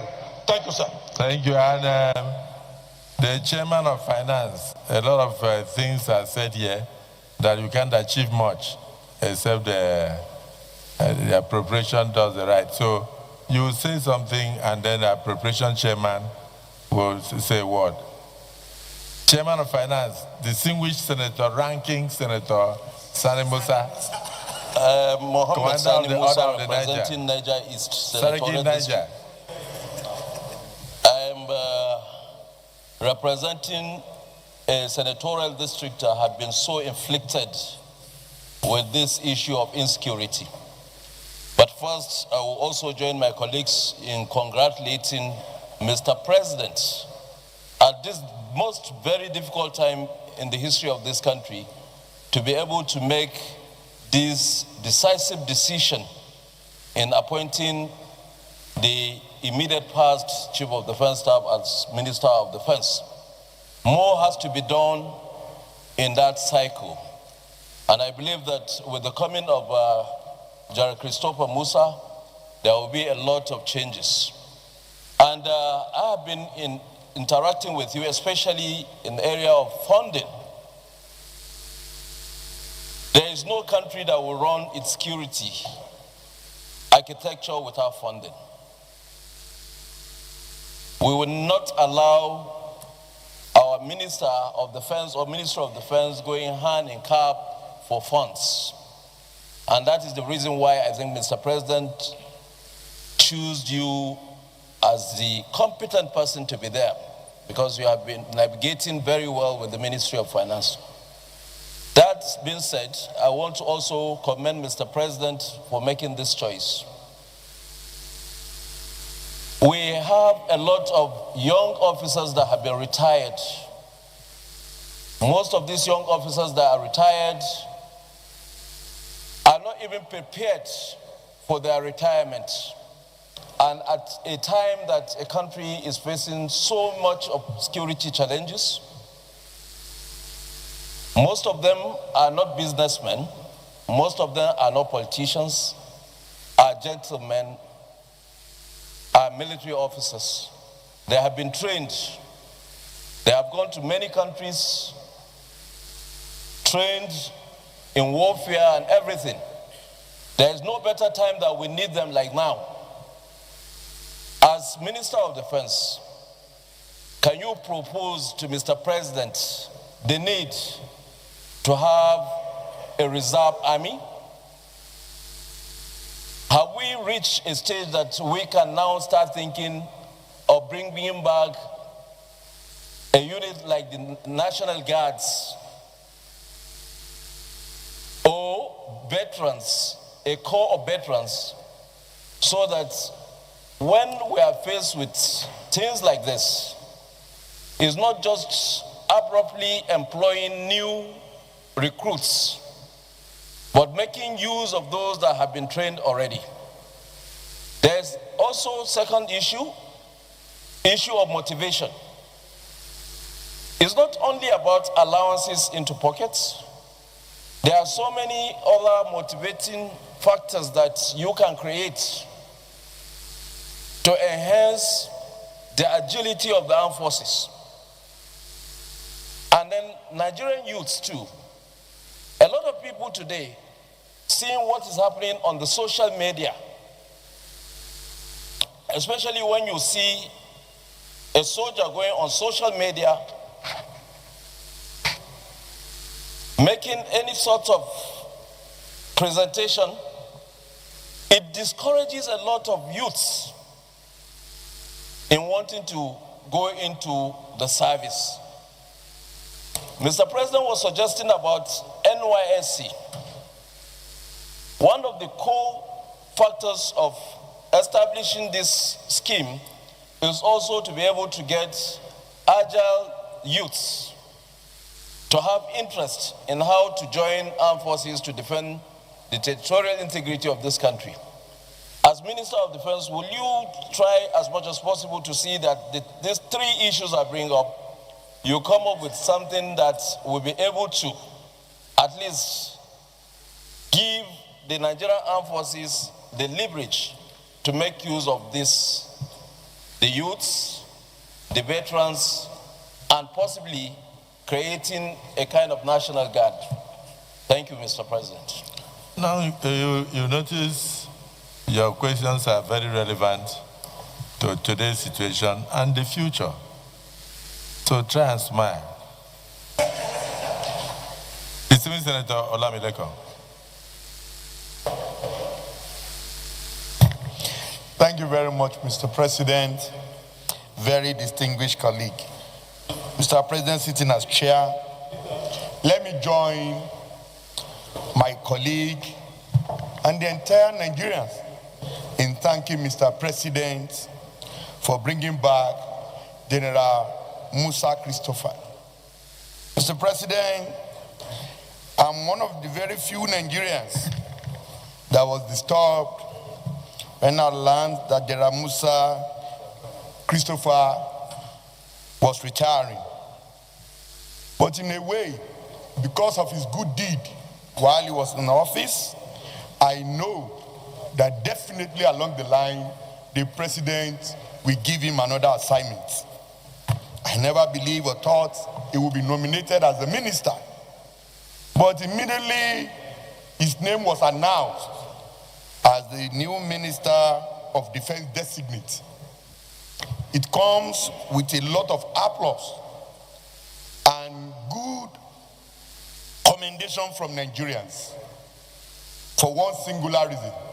Because Nigeria feels it's a round peg in a round hole. And as such, a welcome development. Sir, I want to say this. When you came on board in 2023, May 2029, when the president assumed office, and you swing into action, there is a lot of reduction in all these incidents that we have, kidnapping, banditry, and everything, that in 2024, the report is there and it's clear that we have the lowest number of kidnapping and banditry in the country. Not until recently again, when you are about exiting office, that we have this sporadic rise in banditry, kidnapping, and terrorism across board. Nigeria would like to know what brings about this sudden rise again in banditry, kidnapping, and this terrorism act across the divide. Today, you are the nominee of Mr. President as the incoming Minister of Defense. Nigeria will equally want to know what are the strategy, even though without full disclosure, that you will put in place to bring back the good old days while serving as the Chief of Defense Staff of this country. I so submit, Mr. President. Thank you. Distinguished Senator Oshimole. God bless the President. Sir, I join in commending the nominee, and I was very inspired by your opening statement. But the last word you used, I was a bit confused. When you said, we can win this war, I thought that is begging the question. What we expect from you is assurance. We will win this war. We shall win this war. Not can. Can is about potential. We have talked too much about potentials. Under your leadership, Nigeria will win this war. Under President Bola Ahmed Tinubu, we shall win this war. That's the kind of assurance we want. That's it. There have been a couple of observations that people have raised. When young men and women are kidnapped, state governors and other stakeholders are panicking, people are responding differently. For example, we have seen reports of armed terrorists coming out of the bush and negotiating with a subnational government. And people are like, how can we negotiate? And on the floor of this Senate, many distinguished senators remind us that people know where these terrorists are. They know their roots. And in any case, if they didn't know them, how do they negotiate with them? Because once the armed forces is demystified, there is no state. It is the power of the state. It possesses the monopoly to use instruments of violence to liquidate anyone who threatens the existence of the state. So for many people, they can't understand why the state or anybody purporting to represent the state will negotiate with bandits. They come to the city, and then after negotiations, they go back. There are other stories that one cannot verify about people wearing uniforms or people they have killed and so on and so forth. Like has been said, I don't think any one of us here has any iota of doubt. If anything, I have been congratulating many people who come to me that yes, for several reasons, your appointment is a bold statement, even to enemies of Nigeria outside Nigeria, who sought to polarize our country along religious lines. Your appointment has shut their mouth down. So, in all respect, I'm pleased, I'm happy, my confidence is reinforced. But sir, I need you to change your statement that we shall win. Number two, whether or not it makes sense for the state or sub-nationals to negotiate with terrorists, carrying weapons into the city, and then going back, as we see, these are reported from time to time, and we have seen governors saying after successful negotiations, they have achieved something. We just need some assurance from you. I think that is all. Your competence is not in doubt. The president's capacity to identify competent hands has never been in doubt. I ask somebody here, have we ever condemned any? I think you are yet another addition to President Bola Ahmed Tinubu's determination to put not round peg, square peg in a square hole. That is what you represent. But I just need some assurance to tell my children they don't have to worry. We have a new sheriff in town. Thank you very much, sir. I think you spoke the minds of all those whose hands are up. Because, which side? Okay, say something. No. Thank you, Mr. President. You know, there is another screening of some ambassadors going on. That's why a lot of senators are moving there to go and contribute. So, thank you. If everybody here is just to ask questions, little time. Can you write down the questions you cannot ask? Can you write? No. You have asked me to speak. Thank you, Mr. President. My name is Senator Victor Ume, OFR. I represent if you cannot Anambra ask questions, can you write it down? I represent Anambra Central Senatorial District. Mr. President, because a lot of time has been taken in putting questions, I just want to, not to be repetitive with what others have said. When General Musa was withdrawn as Chief of Defense Staff, I was very apprehensive. I was very sad. But I didn't know that Mr. President was reserving you for this great role, to be Minister for Defense. So now that you have come back, my hope is renewed that somebody who will do the work with experience has come back. You were general in the army. You are still a general. A general doesn't retire. Once you come out, you are still a general. With this litany of generals you have come here with, all of them have rich experiences. I just want to tell you that we expect so much from you. This country is passing through a grave situation.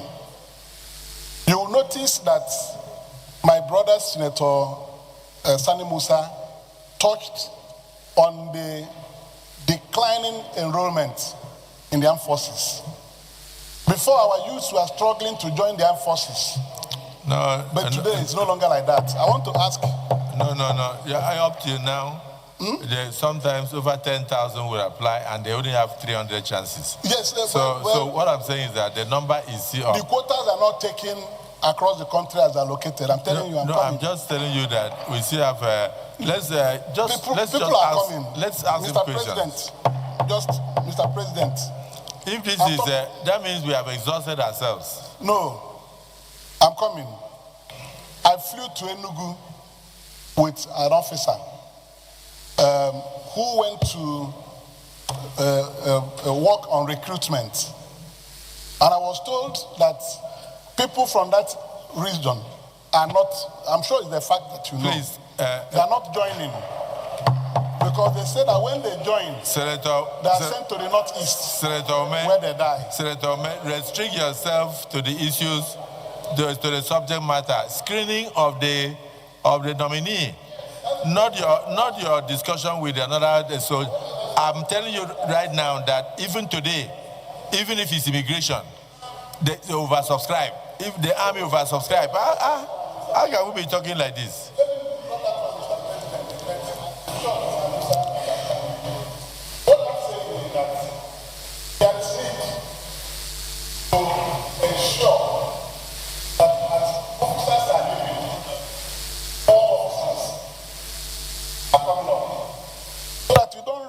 Short of people that will help you do this work. I know you are going to be Minister for Defense, no longer Chief of Defense Staff. But all of us here, whenever we see an officer killed in the field, it pains us as much as it pains you.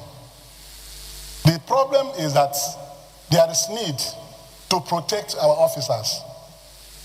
What happens when we see people killed in the battlefield are just like the match, football match. Whenever Nigeria loses an international match, everybody is low.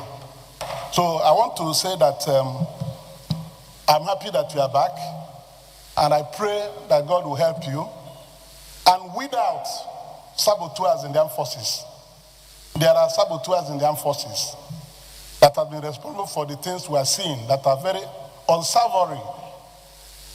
Look deep and see how not everybody carrying arm is a patriotic military officer. So that those who are against this country are weeded out, and those who are strong enough in patriotism are pushed forward. This is what I have to tell you. May God be with you. Thank you. Thank you. Thank you. In reality, we are through with the questions. Is there anybody who is opposed to the nominee, being cleared? Senator Plank. Different, sir. Unless it is different. Yes, very different, sir. If he talks, I talk. I don't want we have had enough commendations. Okay, sir. Okay, President of the Senate, my colleagues, I subscribe to all the praises made to him. I just wanted him to make an observation that the uniqueness of his appointment,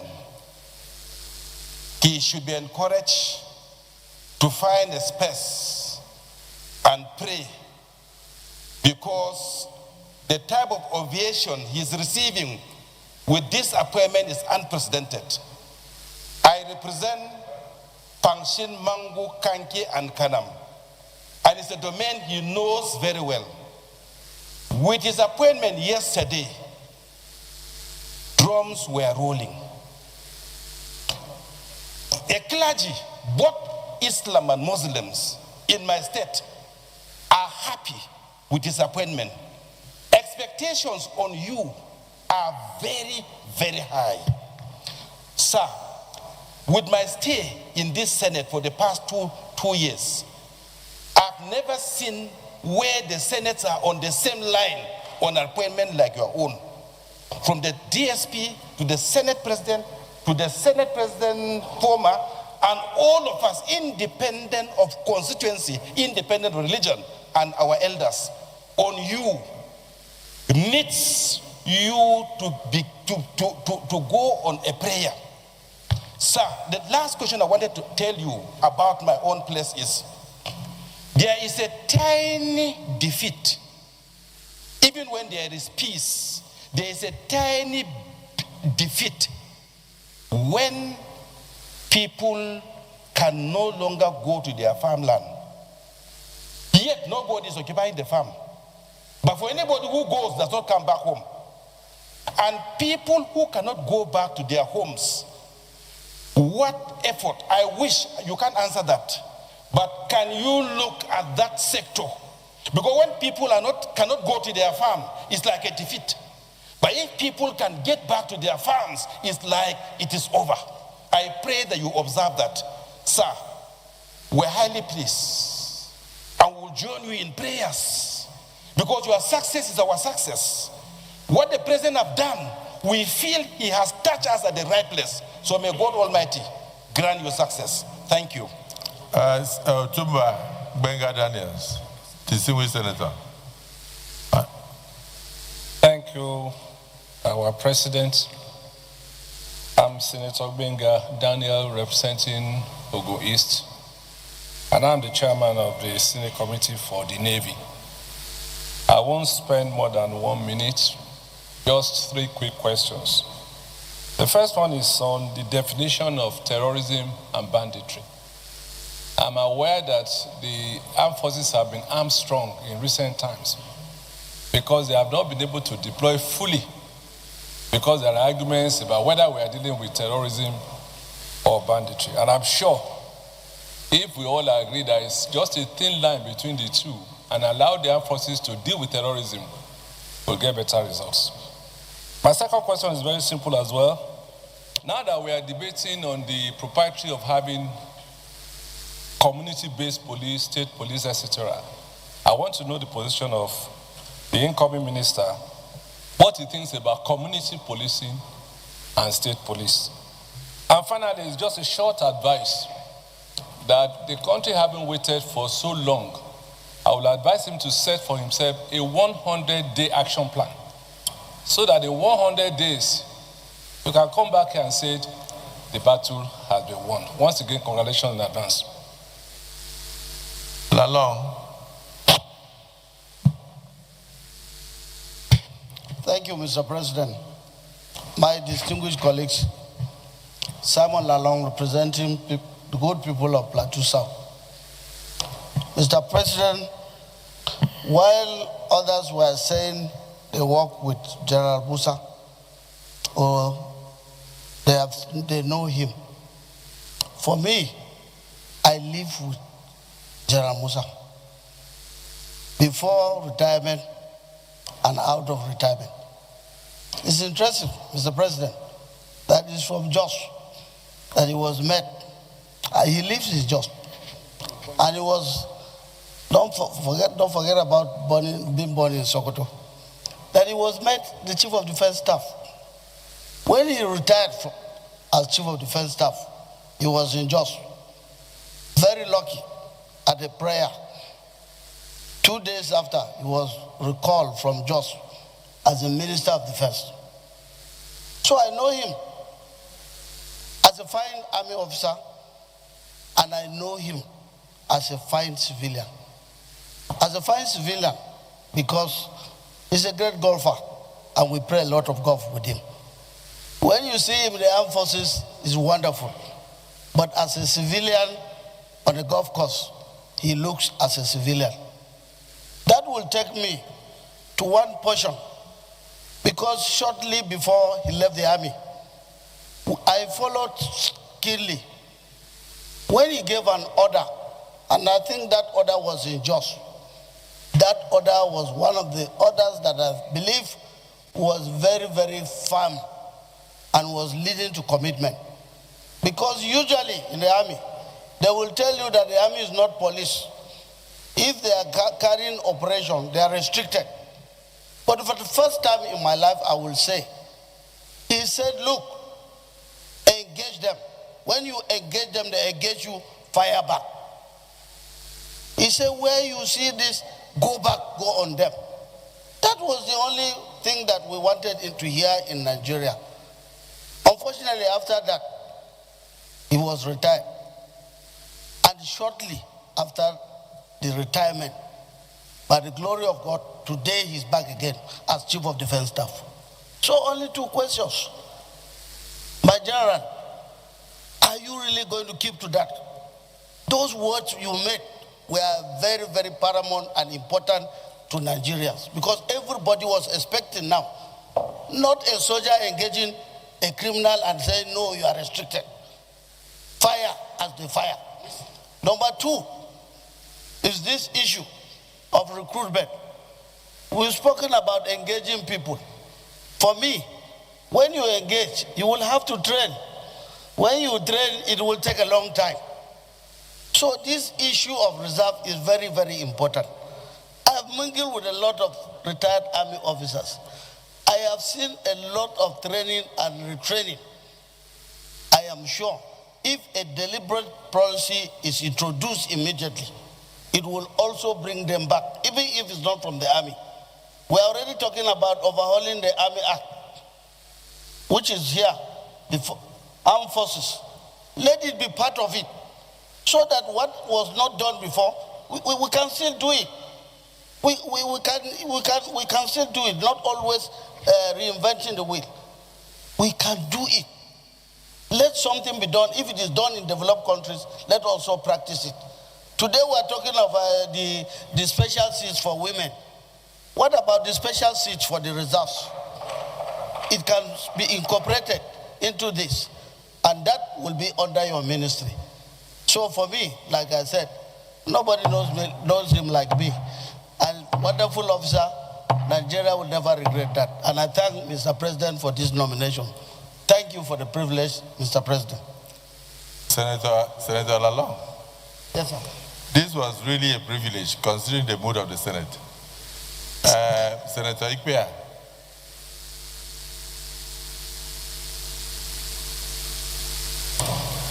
Mr. President, distinguished colleagues, my name is Senator Ikpea, representing the good people of Edo Central Senatorial District. At this junction, I want to join my colleagues to thank Mr. President for this noble cause, because we all know what we are going through. It's not happening only in the north. In my place, in Ewato, Obiaja, Ewuhimi, and the rest, we don't look at go to farms because of this banditry and kidnapping. I want to thank General Musa, retired. I know, we all know your strength. We all know who you are. We believe in you and we trust you. And you know you will not fail us. Most of you are able to thank Mr. President. Because the Renew Hope agenda of Nigeria is what we have to keep us going. Mr. President, I kick off the Renew Hope agenda of Nigeria. And to sustain that Renew Hope is to ensure that we deal with the real issues that concern Nigerians. We know, all of us know what it was before, and we know where we are today with the Renew Hope. The Renew Hope agenda have lift Nigeria up. We know what we have. We know the cost of things before. And the only way we can sustain this is when we have security. Then secondly, I want to beg that you also look at the disciplines in the military. Because we pass through the road every day. We know what happens along the road every day. When there's no discipline in the society, mostly the army, which we believe that the strength of Nigerians, which believe that the hope of Nigerians, you can see that if you go around, if possible, set up your task force, and check the military checkpoints. You will discover that every point the tanker driver pass, they collect a diesel from them. Not only them, including other military, other paramilitary. They collect diesel from them. It's an insult to our nation. It's an insult to our name. It's an insult to Nigerians.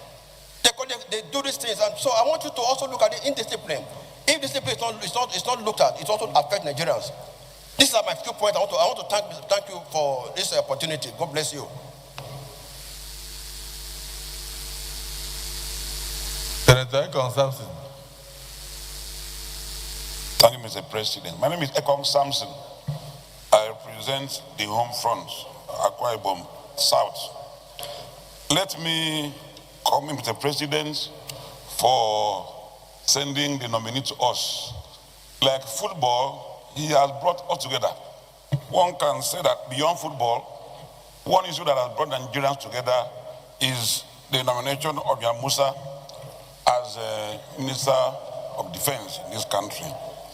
I represent a littoral state, a maritime territory, and my question, predictably, centers on what steps the nominee will take to strengthen security in our maritime areas, at our littoral areas, what steps that he will take. And then, the nominee has spoken very well about the need for policy and collaboration. That is what I wanted to hear. Because without our addressing the issue of collaboration, then we will remain in the woods. So I thank him for touching the very key nerve of his appointment, which is the need for collaboration. I would only ask from the sidelines, what will be your attitude to negotiation with those criminals? Your attitude to payments of ransom? And principally, what steps can we take to make the armed forces more attractive? Thank you.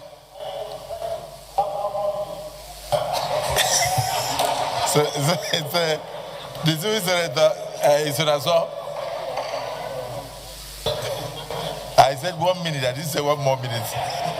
Well, thank you, Mr. President, my distinguished colleagues. My name is Osita Izunaso. I represent Imo West. Mr. Nominee, I'm going to be very brief. When you came here 2 years ago, you gave us proper lecture, if I may say, on kinetic and non-kinetic approach of solving this problem. Now that you have been, if confirmed, you'll be saddled with the responsibility of manning the defense ministry as a minister. Do you think that the non-kinetic approach of granting amnesty to repentant dissidents is a way forward if made a minister, if you are confirmed as a minister? Secondly, we were told, we don't know whether it is true, that some people who have voluntarily surrendered to work for the federal forces are being reabsorbed into the intelligence gathering of our system. Is it correct or not? Thank you, Mr. Nominee. Senator Anthony Ani. Thank you, Mr. President. My name is Senator Professor Anthony Ani.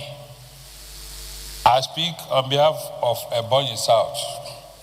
Thank you for the privilege. In my place, they say he who laughs last, laughs longest.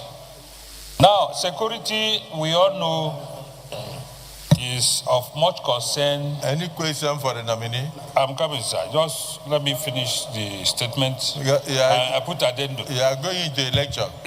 No, not lecture this time. So it's of very much concern.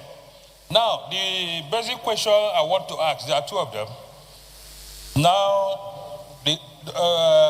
would you, General Musa, I hope you would know the difference between your office now as a minister and your previous office as a defense, chief of defense staff.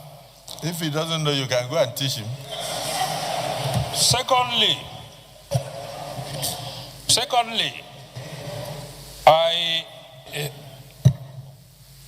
want to advise that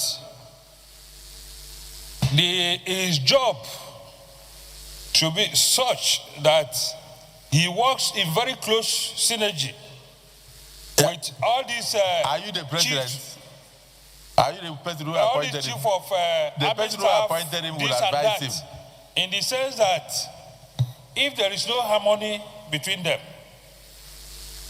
there is bound to be misfortunes along the way. Point of order. So, Order 52A. A senator at all time must confine his observation to the subject under discussion and may not introduce matter irrelevant thereto. Professor Ani, you are asked to ask questions, not to give lecture, as whether he knows the difference between his office, the new office going to occupy his former office. No, not lecture. Ask him question. And so submit. The question is, that brings me to... Point of order is sustained. Senator Ani, that is why it's not good to speak for the sake of speaking. So your time is gone. Senator Yaradua. Thank you, Mr. President, my distinguished colleagues. I am Abdulaziz Musa Radua, representing Katsina Central. Use your campaign voice. I'm Abdulaziz Musa Radua, representing the good people of Katsina Central. Thank you, Mr. President, and my distinguished colleagues. I want to join my colleagues in thanking Mr. President for this nomination. And mine is not to waste time. It's just to thank my colleagues for all they have said and the encomiums, they have showered on the nominee, whom everybody knows has done well as the Chief of Defense Staff. I want to lend my voice to call still on the need to empower the armed forces, especially now that we have this insecurity that has escalated in the nation. You have come just at the right time, and I believe by the grace of God, you will do very well based on your past performances. So I want to pray that God in His infinite mercy should guide you and protect you and give you the wisdom and strength to ensure the defense and security of this nation. Thank you, Mr. President. Thank you. I was looking at the chief whip to know whether he has 1 more minute. Okay, so I want to thank all my colleagues because I think we've been very fair. The screening of ambassadors is ongoing, so some of you have been going there and coming back, and I thank you for your patience and all your contributions. The nominee, You see why I told you to sit down? You can run off with some of the questions you can remember. The ones you cannot remember, write them down and take them to your office. Thank you very much, sir. Thank you, Mr. President. Thank you, distinguished senators. So from all I've gathered, it shows that everybody is following up with the issue, everybody is fed up, and everybody wants things to be done differently. And those are the things we're going to do to make sure that we have peace. Like Senator Shomole mentioned, we will win, working together as a team. Let me start from bottom up, sir. Starting with Senator Yaradua, thank you very much for the commendation and to assure you you're fully committed. We're going to work together as a team, together from the ministry, with the National Assembly, with the members of the armed forces and other security agencies. All NDAs have rules to play for us to achieve success. Nobody can do it alone. I think that's the most important thing. The difference between the CDS office and the minister's office interlinked, supporting each other, giving them all the necessary support for them to be able to carry out their task. Whatever it is we're looking from the outside as they're operating, we're also providing all the necessary, meeting all the NGOs and everybody, making sure it works. Working with them closely, that is taking. There is no way that we can achieve anything without working as a team. Even when I was CDS, I tried to harmonize all the services to remove all the rancor we used to have before. And now we'll make that very, very important. I think one area that we're going to look at constitutionally is to look at the powers given to the service chiefs, the CDS, ministry. There are a lot of lacunas, there are a lot of gaps that I think is affecting our operations. And I think that is very critical.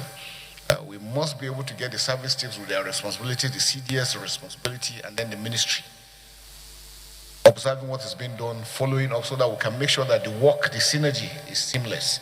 There seem to be still some areas that is meditating against our work. I think those are issues we're going to come. I think what we'll do again, sir, is taking over. I'm going to sit down with all stakeholders. That's what we did in Maiduguri that gave us the success we did. We must make everybody understand the roles they have to play. And in doing that, once we do that and everybody's on board, it makes it a lot easier.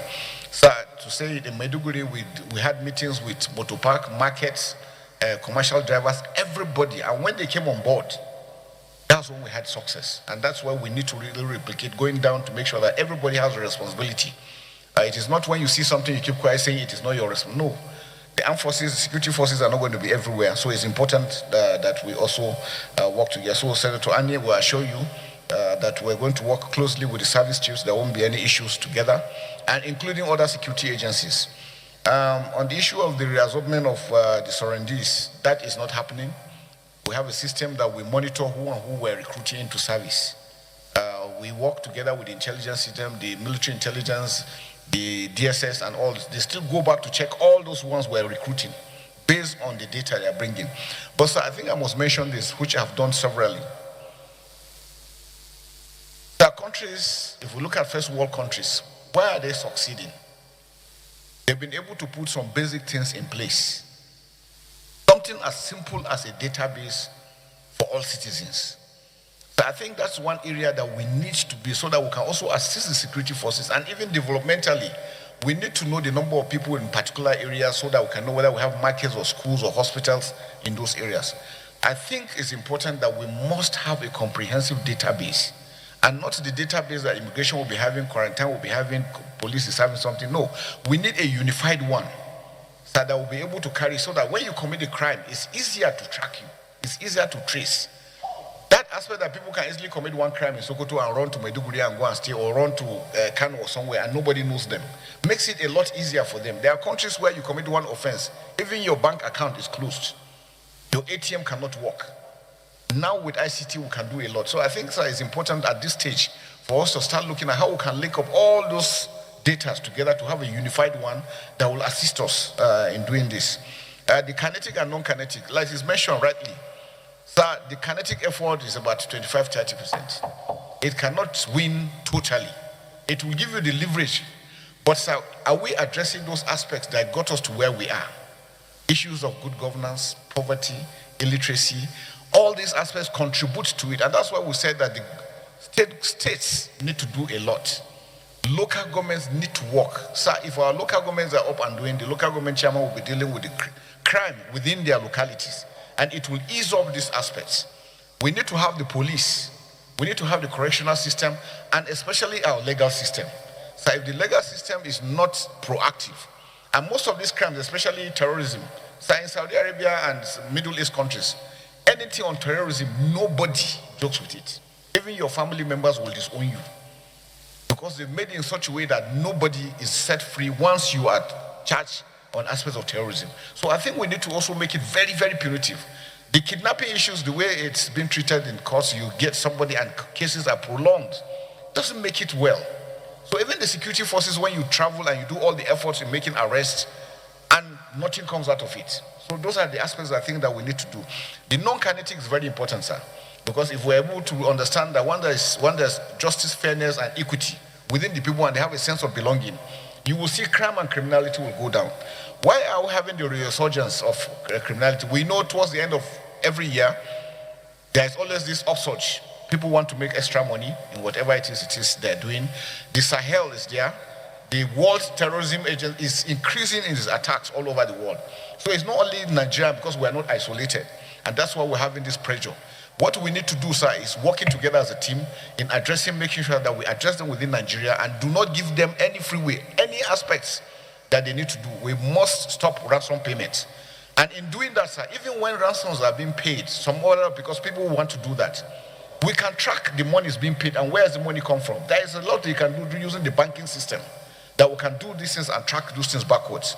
The use of technology is very important. And like I said, sir, if we're able to have a database and every Nigerian has a number linked to everything you have electronic, we can monitor anything. I think that's areas that we need to look at and be able to address.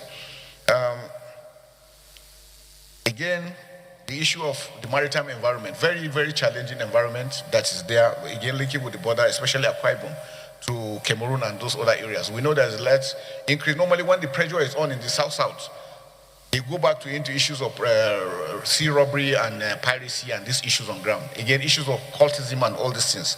Now, we make sure that our operations within those areas are enhanced using the Operation Delta Safe, expanding their reach. Initially, because those areas were a bit quiet, they didn't extend them, but now what we have done even before I left is we've extended operations within those areas to be able to address those maritime environments, to make sure that we stop these acts, because there's issues of kidnapping coming from those areas. Collaboration, sir, is critical. No one individual can do this together. We must work. Sir, there's no to negotiation. There is no negotiation with any criminal. And I think that should be made very, very clear. We are working together, we're going to work together with the NSA's office to ensure that states don't adopt such things, because those things compromise security. And to tell those that nobody, if you negotiate with them, they will never abide by it. It's just a moment. When they do that, they want to buy time to buy more arms, and then they were going to come. And we have seen it repeatedly. There are even localities that have done that. They still come after them. So, sir, it's a total ban on that, total ban on illegal mining, and all those other aspects that are bringing these things together. So I think we must be able to do that. Indiscipline in the military, sir, Senator Ipaya, we can assure you that we're going to address them totally. We're going to have independent patrol teams that will go and make sure that we do.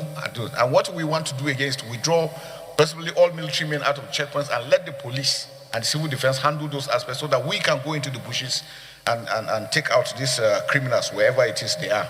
It's important. Farming, for us, as yardstick for us to see is farmers must be able to go back to their farms. That is to show that we're achieving success. Because as little as that is very important, because food security is big. If there is hunger, a hungry man is an angry man. And so if people can't eat, you can imagine what will happen. So for us, I think protecting the farm, working with the civil defense that have the agro farmers, agro rangers is very important for us to continue to work together. For Senator Lalong, thank you very much, sir. We really appreciate you for the commendation, and we assure you that we're going to be very firm in all we are doing. And everywhere we make sure that recruitments are going to be thorough. And again, it brings me back to a database. So it makes it easier. If somebody comes for recruitment and has a number that you can check and see everything he's telling you, it makes it a lot easier. We've seen countries having this for years, so I think it's high time we're able to do that. A lot of people now, because there is war, even the military, you find some people don't want to go to where there's conflict. They want to go to soft areas. It's normal for humans. But we always want to tell that anybody being recruited should know that you are joining the armed forces because you are going to fight. There's war going on and you will go and fight. So going in to say that you want to avoid, and that's why some people don't want to come in, because they feel if they come in, they say they will take them to Maiduguri and all this. Basically, that is what you are meant to do. But again, we know some states, we have observed some states, some regions don't really come in well for reasons, but I think we are doing some sensitization program to try and bring them into it so that the strength can be enhanced. But like Mr. President, you mentioned, sir, as we speak, sometimes every time we are doing recruitment, we have over 70,000 that are applying to join. So we still have enough. But maybe some states do not have that number.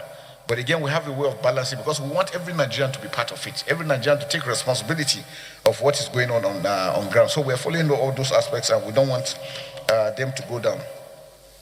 But on expectations, so I can tell you, I am also feeling the heat, because when I see the expectations, when my name was mentioned, I know that I cannot afford to fail myself, fail my nation, fail my family.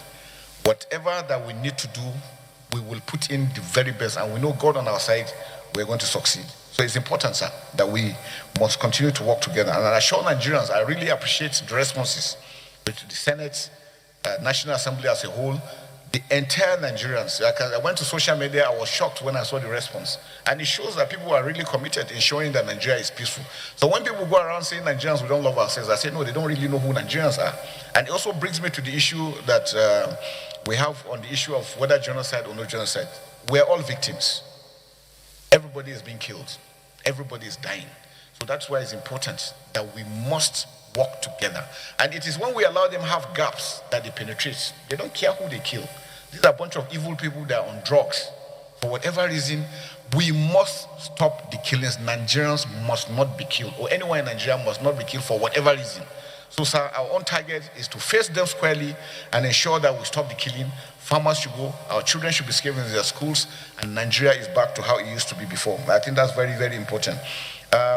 On the issue of whether 100 days or 6 months, I think it's important that we must make sure that within a very limited time, people should see that things are changing. We're able to achieve that, and we can still do that, and we will do that. All we need is the support. So I want to seek indulgence, sir, that once I take over after 3 weeks, we'll be able to come back, maybe have a closed session, because there are a lot of things that we need to bring to the fore that will assist the members of armed forces and other security agencies. We cannot say it out in the open. There are a lot of gaps that we need to close in. And I think that's very important if we're able to sit down. I'll sit down with all of them, we'll discuss, and then we'll come back again and sit down and show you clearly the roadmap. What is it that is, what do we need, what kind of support we need for us to be able to achieve? I think that's very, very important, sir. On issue of saboteurs, yes, sir, normally we recruit from the society. So there will always be the good, the bad, and the ugly. But we have a system of identifying such people, and immediately we do that, we take action because we prosecute. The armed forces have standby court martials all over the country. Anywhere you commit, there are offense and there are punishments for it. And I think that is what we are going to do. On sustaining the strength, yes, we're doing that. The system we're adopting is good, and we're going to do that. Engagement of retired personnel is a good idea. We're going to discuss with the services and see. On retirement, you still have 3 years into the reserve. So we can still re-engage those ones that are retired into reserve, those ones that are still fit and capable. Most of us here that are here have spent over 30 years in service, or almost 40 years, because if you look at those that went to NDA, spent 5 years and then 30-something years. There are some that were at NMS, spent 5 years, 6 years NMS, 5 years NDA, and 30-something years. So they put in a longer years, a lot of experience. And I think my advice, sir, to the nation is that beside even the military, sir, even in other aspects of life, these are individuals that monies have been spent on them, time has been spent, they have a lot of experience, they're very brilliant, committed in ensuring that Nigeria develops. So we can also look at other aspects of putting them in some of these boards that we have. Let us utilize them. A lot of them finish, go back and just sit down and not doing anything. And I think that's not good. Having considered the amount of money that had been spent and the experiences they have, I think we should look at the aspect of also bringing them into all some of these boards, and they will be able to bring out some inputs into bringing this into the system. Declaring, let me see, sorry, sir, let me get this. I said issue on negotiation, no negotiation. Nobody's allowed to negotiate. And for the troops, sir, every personnel that is deployed knows why he's deployed. And the 3 things where he's told is this: you are to engage any criminal or any bandit that is armed and is about to kill you. You don't have to wait. Somebody is aiming to shoot at you and you are waiting for order. From who? Once you are deployed, you automatically have that responsibility. Or your colleague is to be shot and you know there is no other way of stopping it other if you don't kill the person. Or the community or property you are protecting. These are statutory and they all know it. So if any member of the armed forces is deployed anywhere and tells you that he's waiting for order, he's lying. He's only a coward. There is nothing like he's waiting for any order. The order is automatic once he's deployed because he's briefed before he's deployed. And I think that is very important that we're able to bring that distance. Like I said, the increase in terrorism and banditry, sir, end of the year, the times, over time, people have neglected so many things, and these are the things these are the results.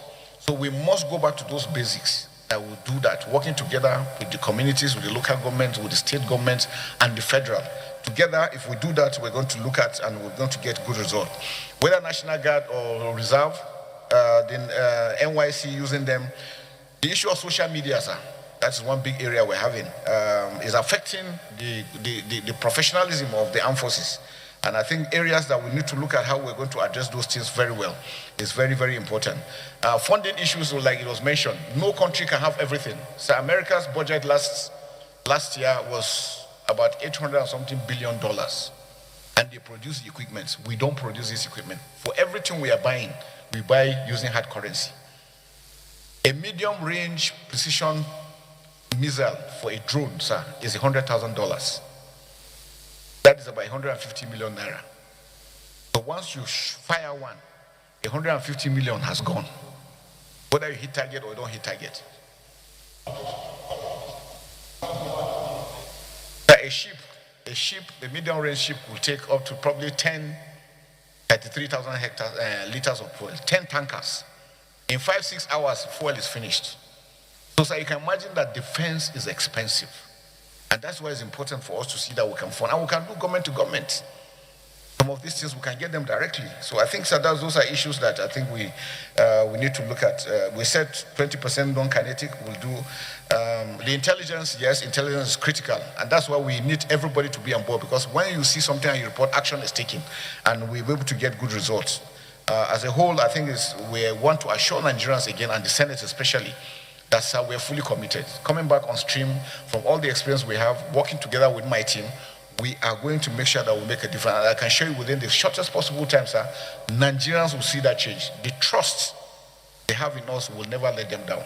And we count on the house. Thank you very much, sir. Let me thank the nominee, General Christopher Musa, CFR. I don't know the rest, whether is it which PSC dagger, because no, PSC dagger, am I right? PSC dagger, yes. I am GCON dagger.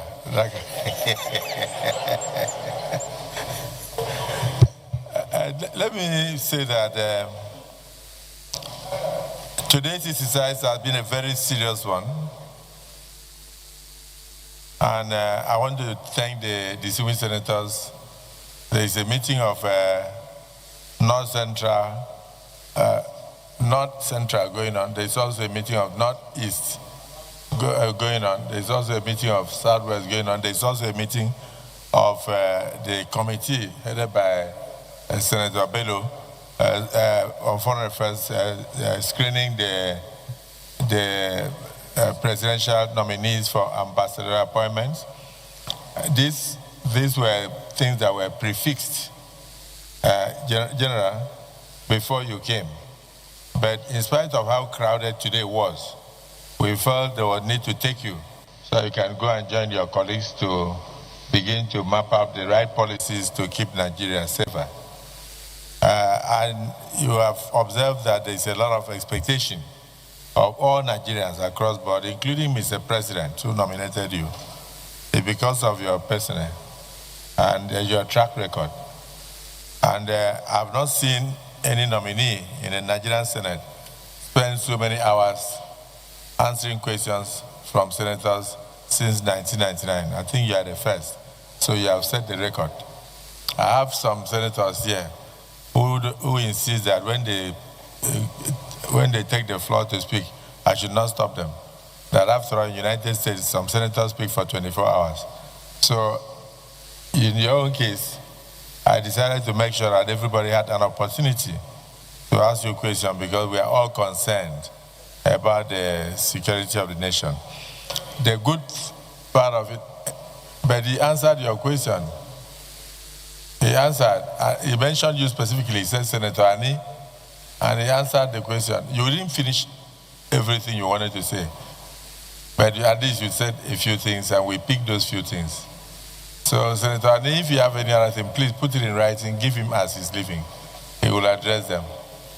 So I want to thank all my colleagues for their contributions. To assure you also that there is what we call verbatim reporting. The moment this microphone is pressed, everything you say, even when you sneeze, is recorded. So we have everything on record, including those who contributed and left and those who came back to contribute, including every single thing you've said. In fact, let me even tell you, we are even recording the things you are thinking in your mind now. Because that is how digital we are.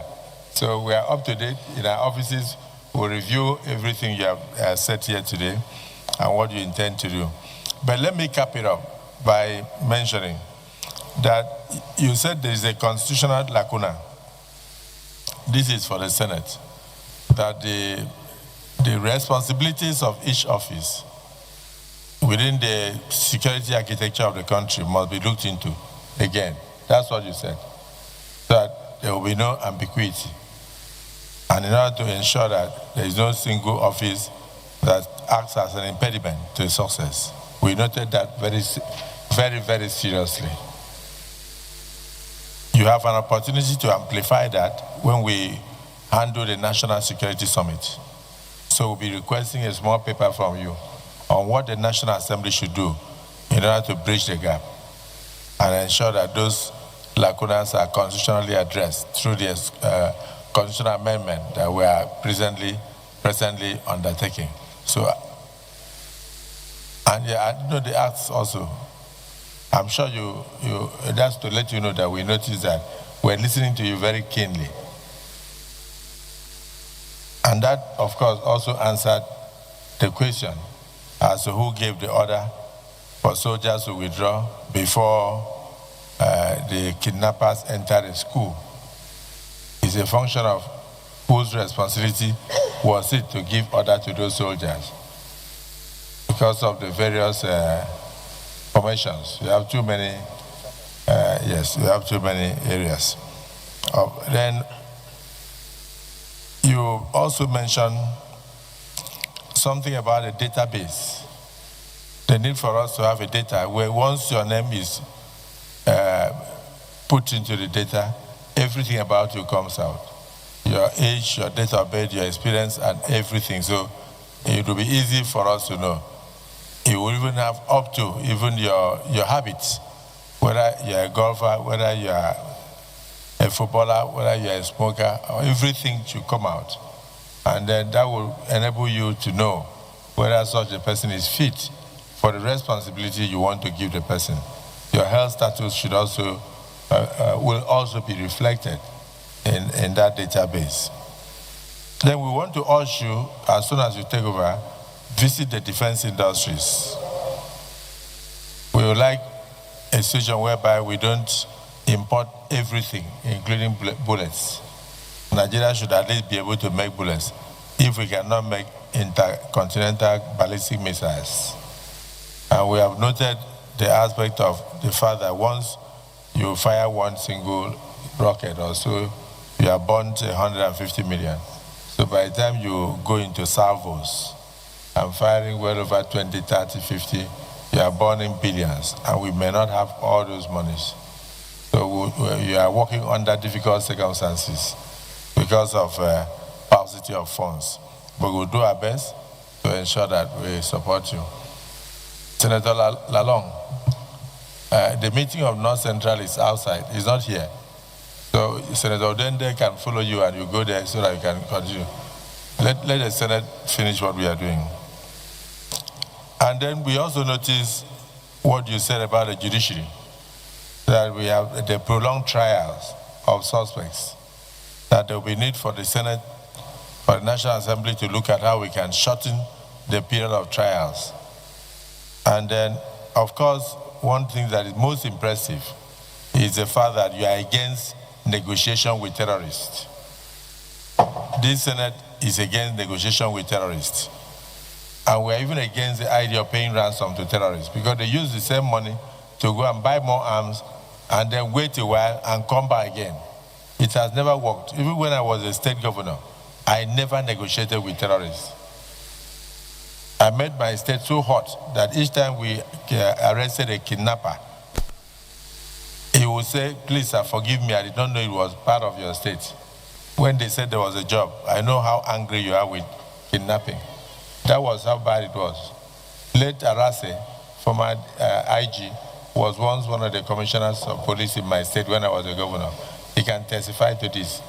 So we can make Nigeria so hot that anybody that crosses in from the Sahel states, maybe Mali, Niger, anywhere, when the person is arrested, the person will be pleading with you.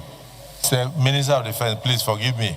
I don't know that that part was part of Nigeria because of the policies we have put in place. We also need the cooperation of all Nigerians. Finally, I want to thank you once again for that non-negotiation policy. Please also advise the Commander-in-Chief because most of the people you are negotiating with are laden with drugs. They are soaked with drugs. They don't go for operation with their normal eyes. So they don't go to any negotiation with normal eyes. They don't intend to keep whatever to whatever agreement. They only want to buy time to come back and strike. And then the kinetic and non-kinetic approach or approaches that you said, you've noticed that even when you release them to the society, it does not take 2 weeks before they are rearrested for the same crime. So there's need for us to review the policy of kinetic and non-kinetic and all that. I'm not against anything that will bring peace, but I'm also against something that will continue to encourage people to go eat money from government after they've been arrested. You waste a lot of money to arrest them. Sometimes you waste lives to even get 1 or 2 criminals. But when you bring them, you don't say you are trying to radicalize them. Then you go and put them inside a camp in Niger State. And then after that, you take them to Gombe and give them uniform and then monthly allowances. Then when you release them, it doesn't take 3 weeks. You arrest them again in Biu in Borno State, or you arrest them in Kwara or somewhere. The same person that you spend so much money on. And it's always a thing, it's something that demoralizes the society, where somebody who has killed over 20, 30 people is said to have been radicalized. And then the community sees the person coming. A typical Nigerian community would never accept such a person. And they'll be running away from that person. And he will get depressed and go back into the same crime. So let's face it. Let's face it. A kidnapper is a kidnapper. Once we are arrested, this Senate is of the opinion that you should face the capital punishment so that the society can be kept safe. Many countries have done that. In Nigeria, it's a sign of weakness for us to arrest kidnappers and then keep them and feed them at government expense and release them and give them uniform and give them allowances and say that we have changed them. So as a Minister of Defense, please advise the Commander-in-Chief and make sure you are not afraid of advice. They said the soldiers don't talk. You are no longer in uniform. You are now part of us. You'll be wearing agbada.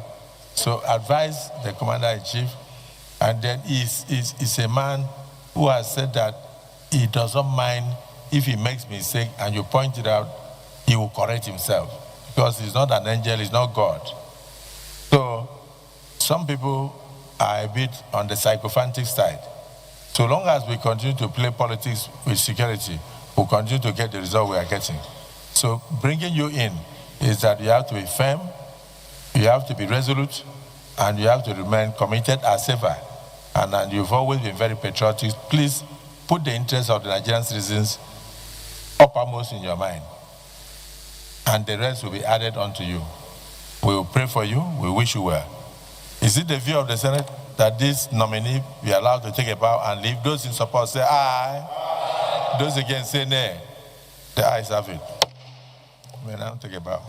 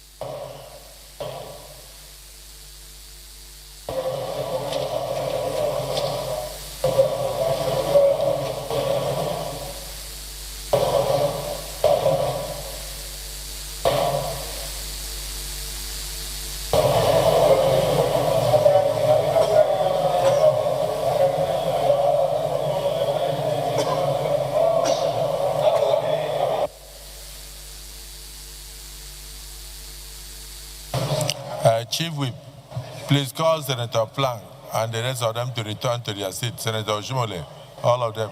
Distinguished Senator Plank, return to your seat. Huh? Just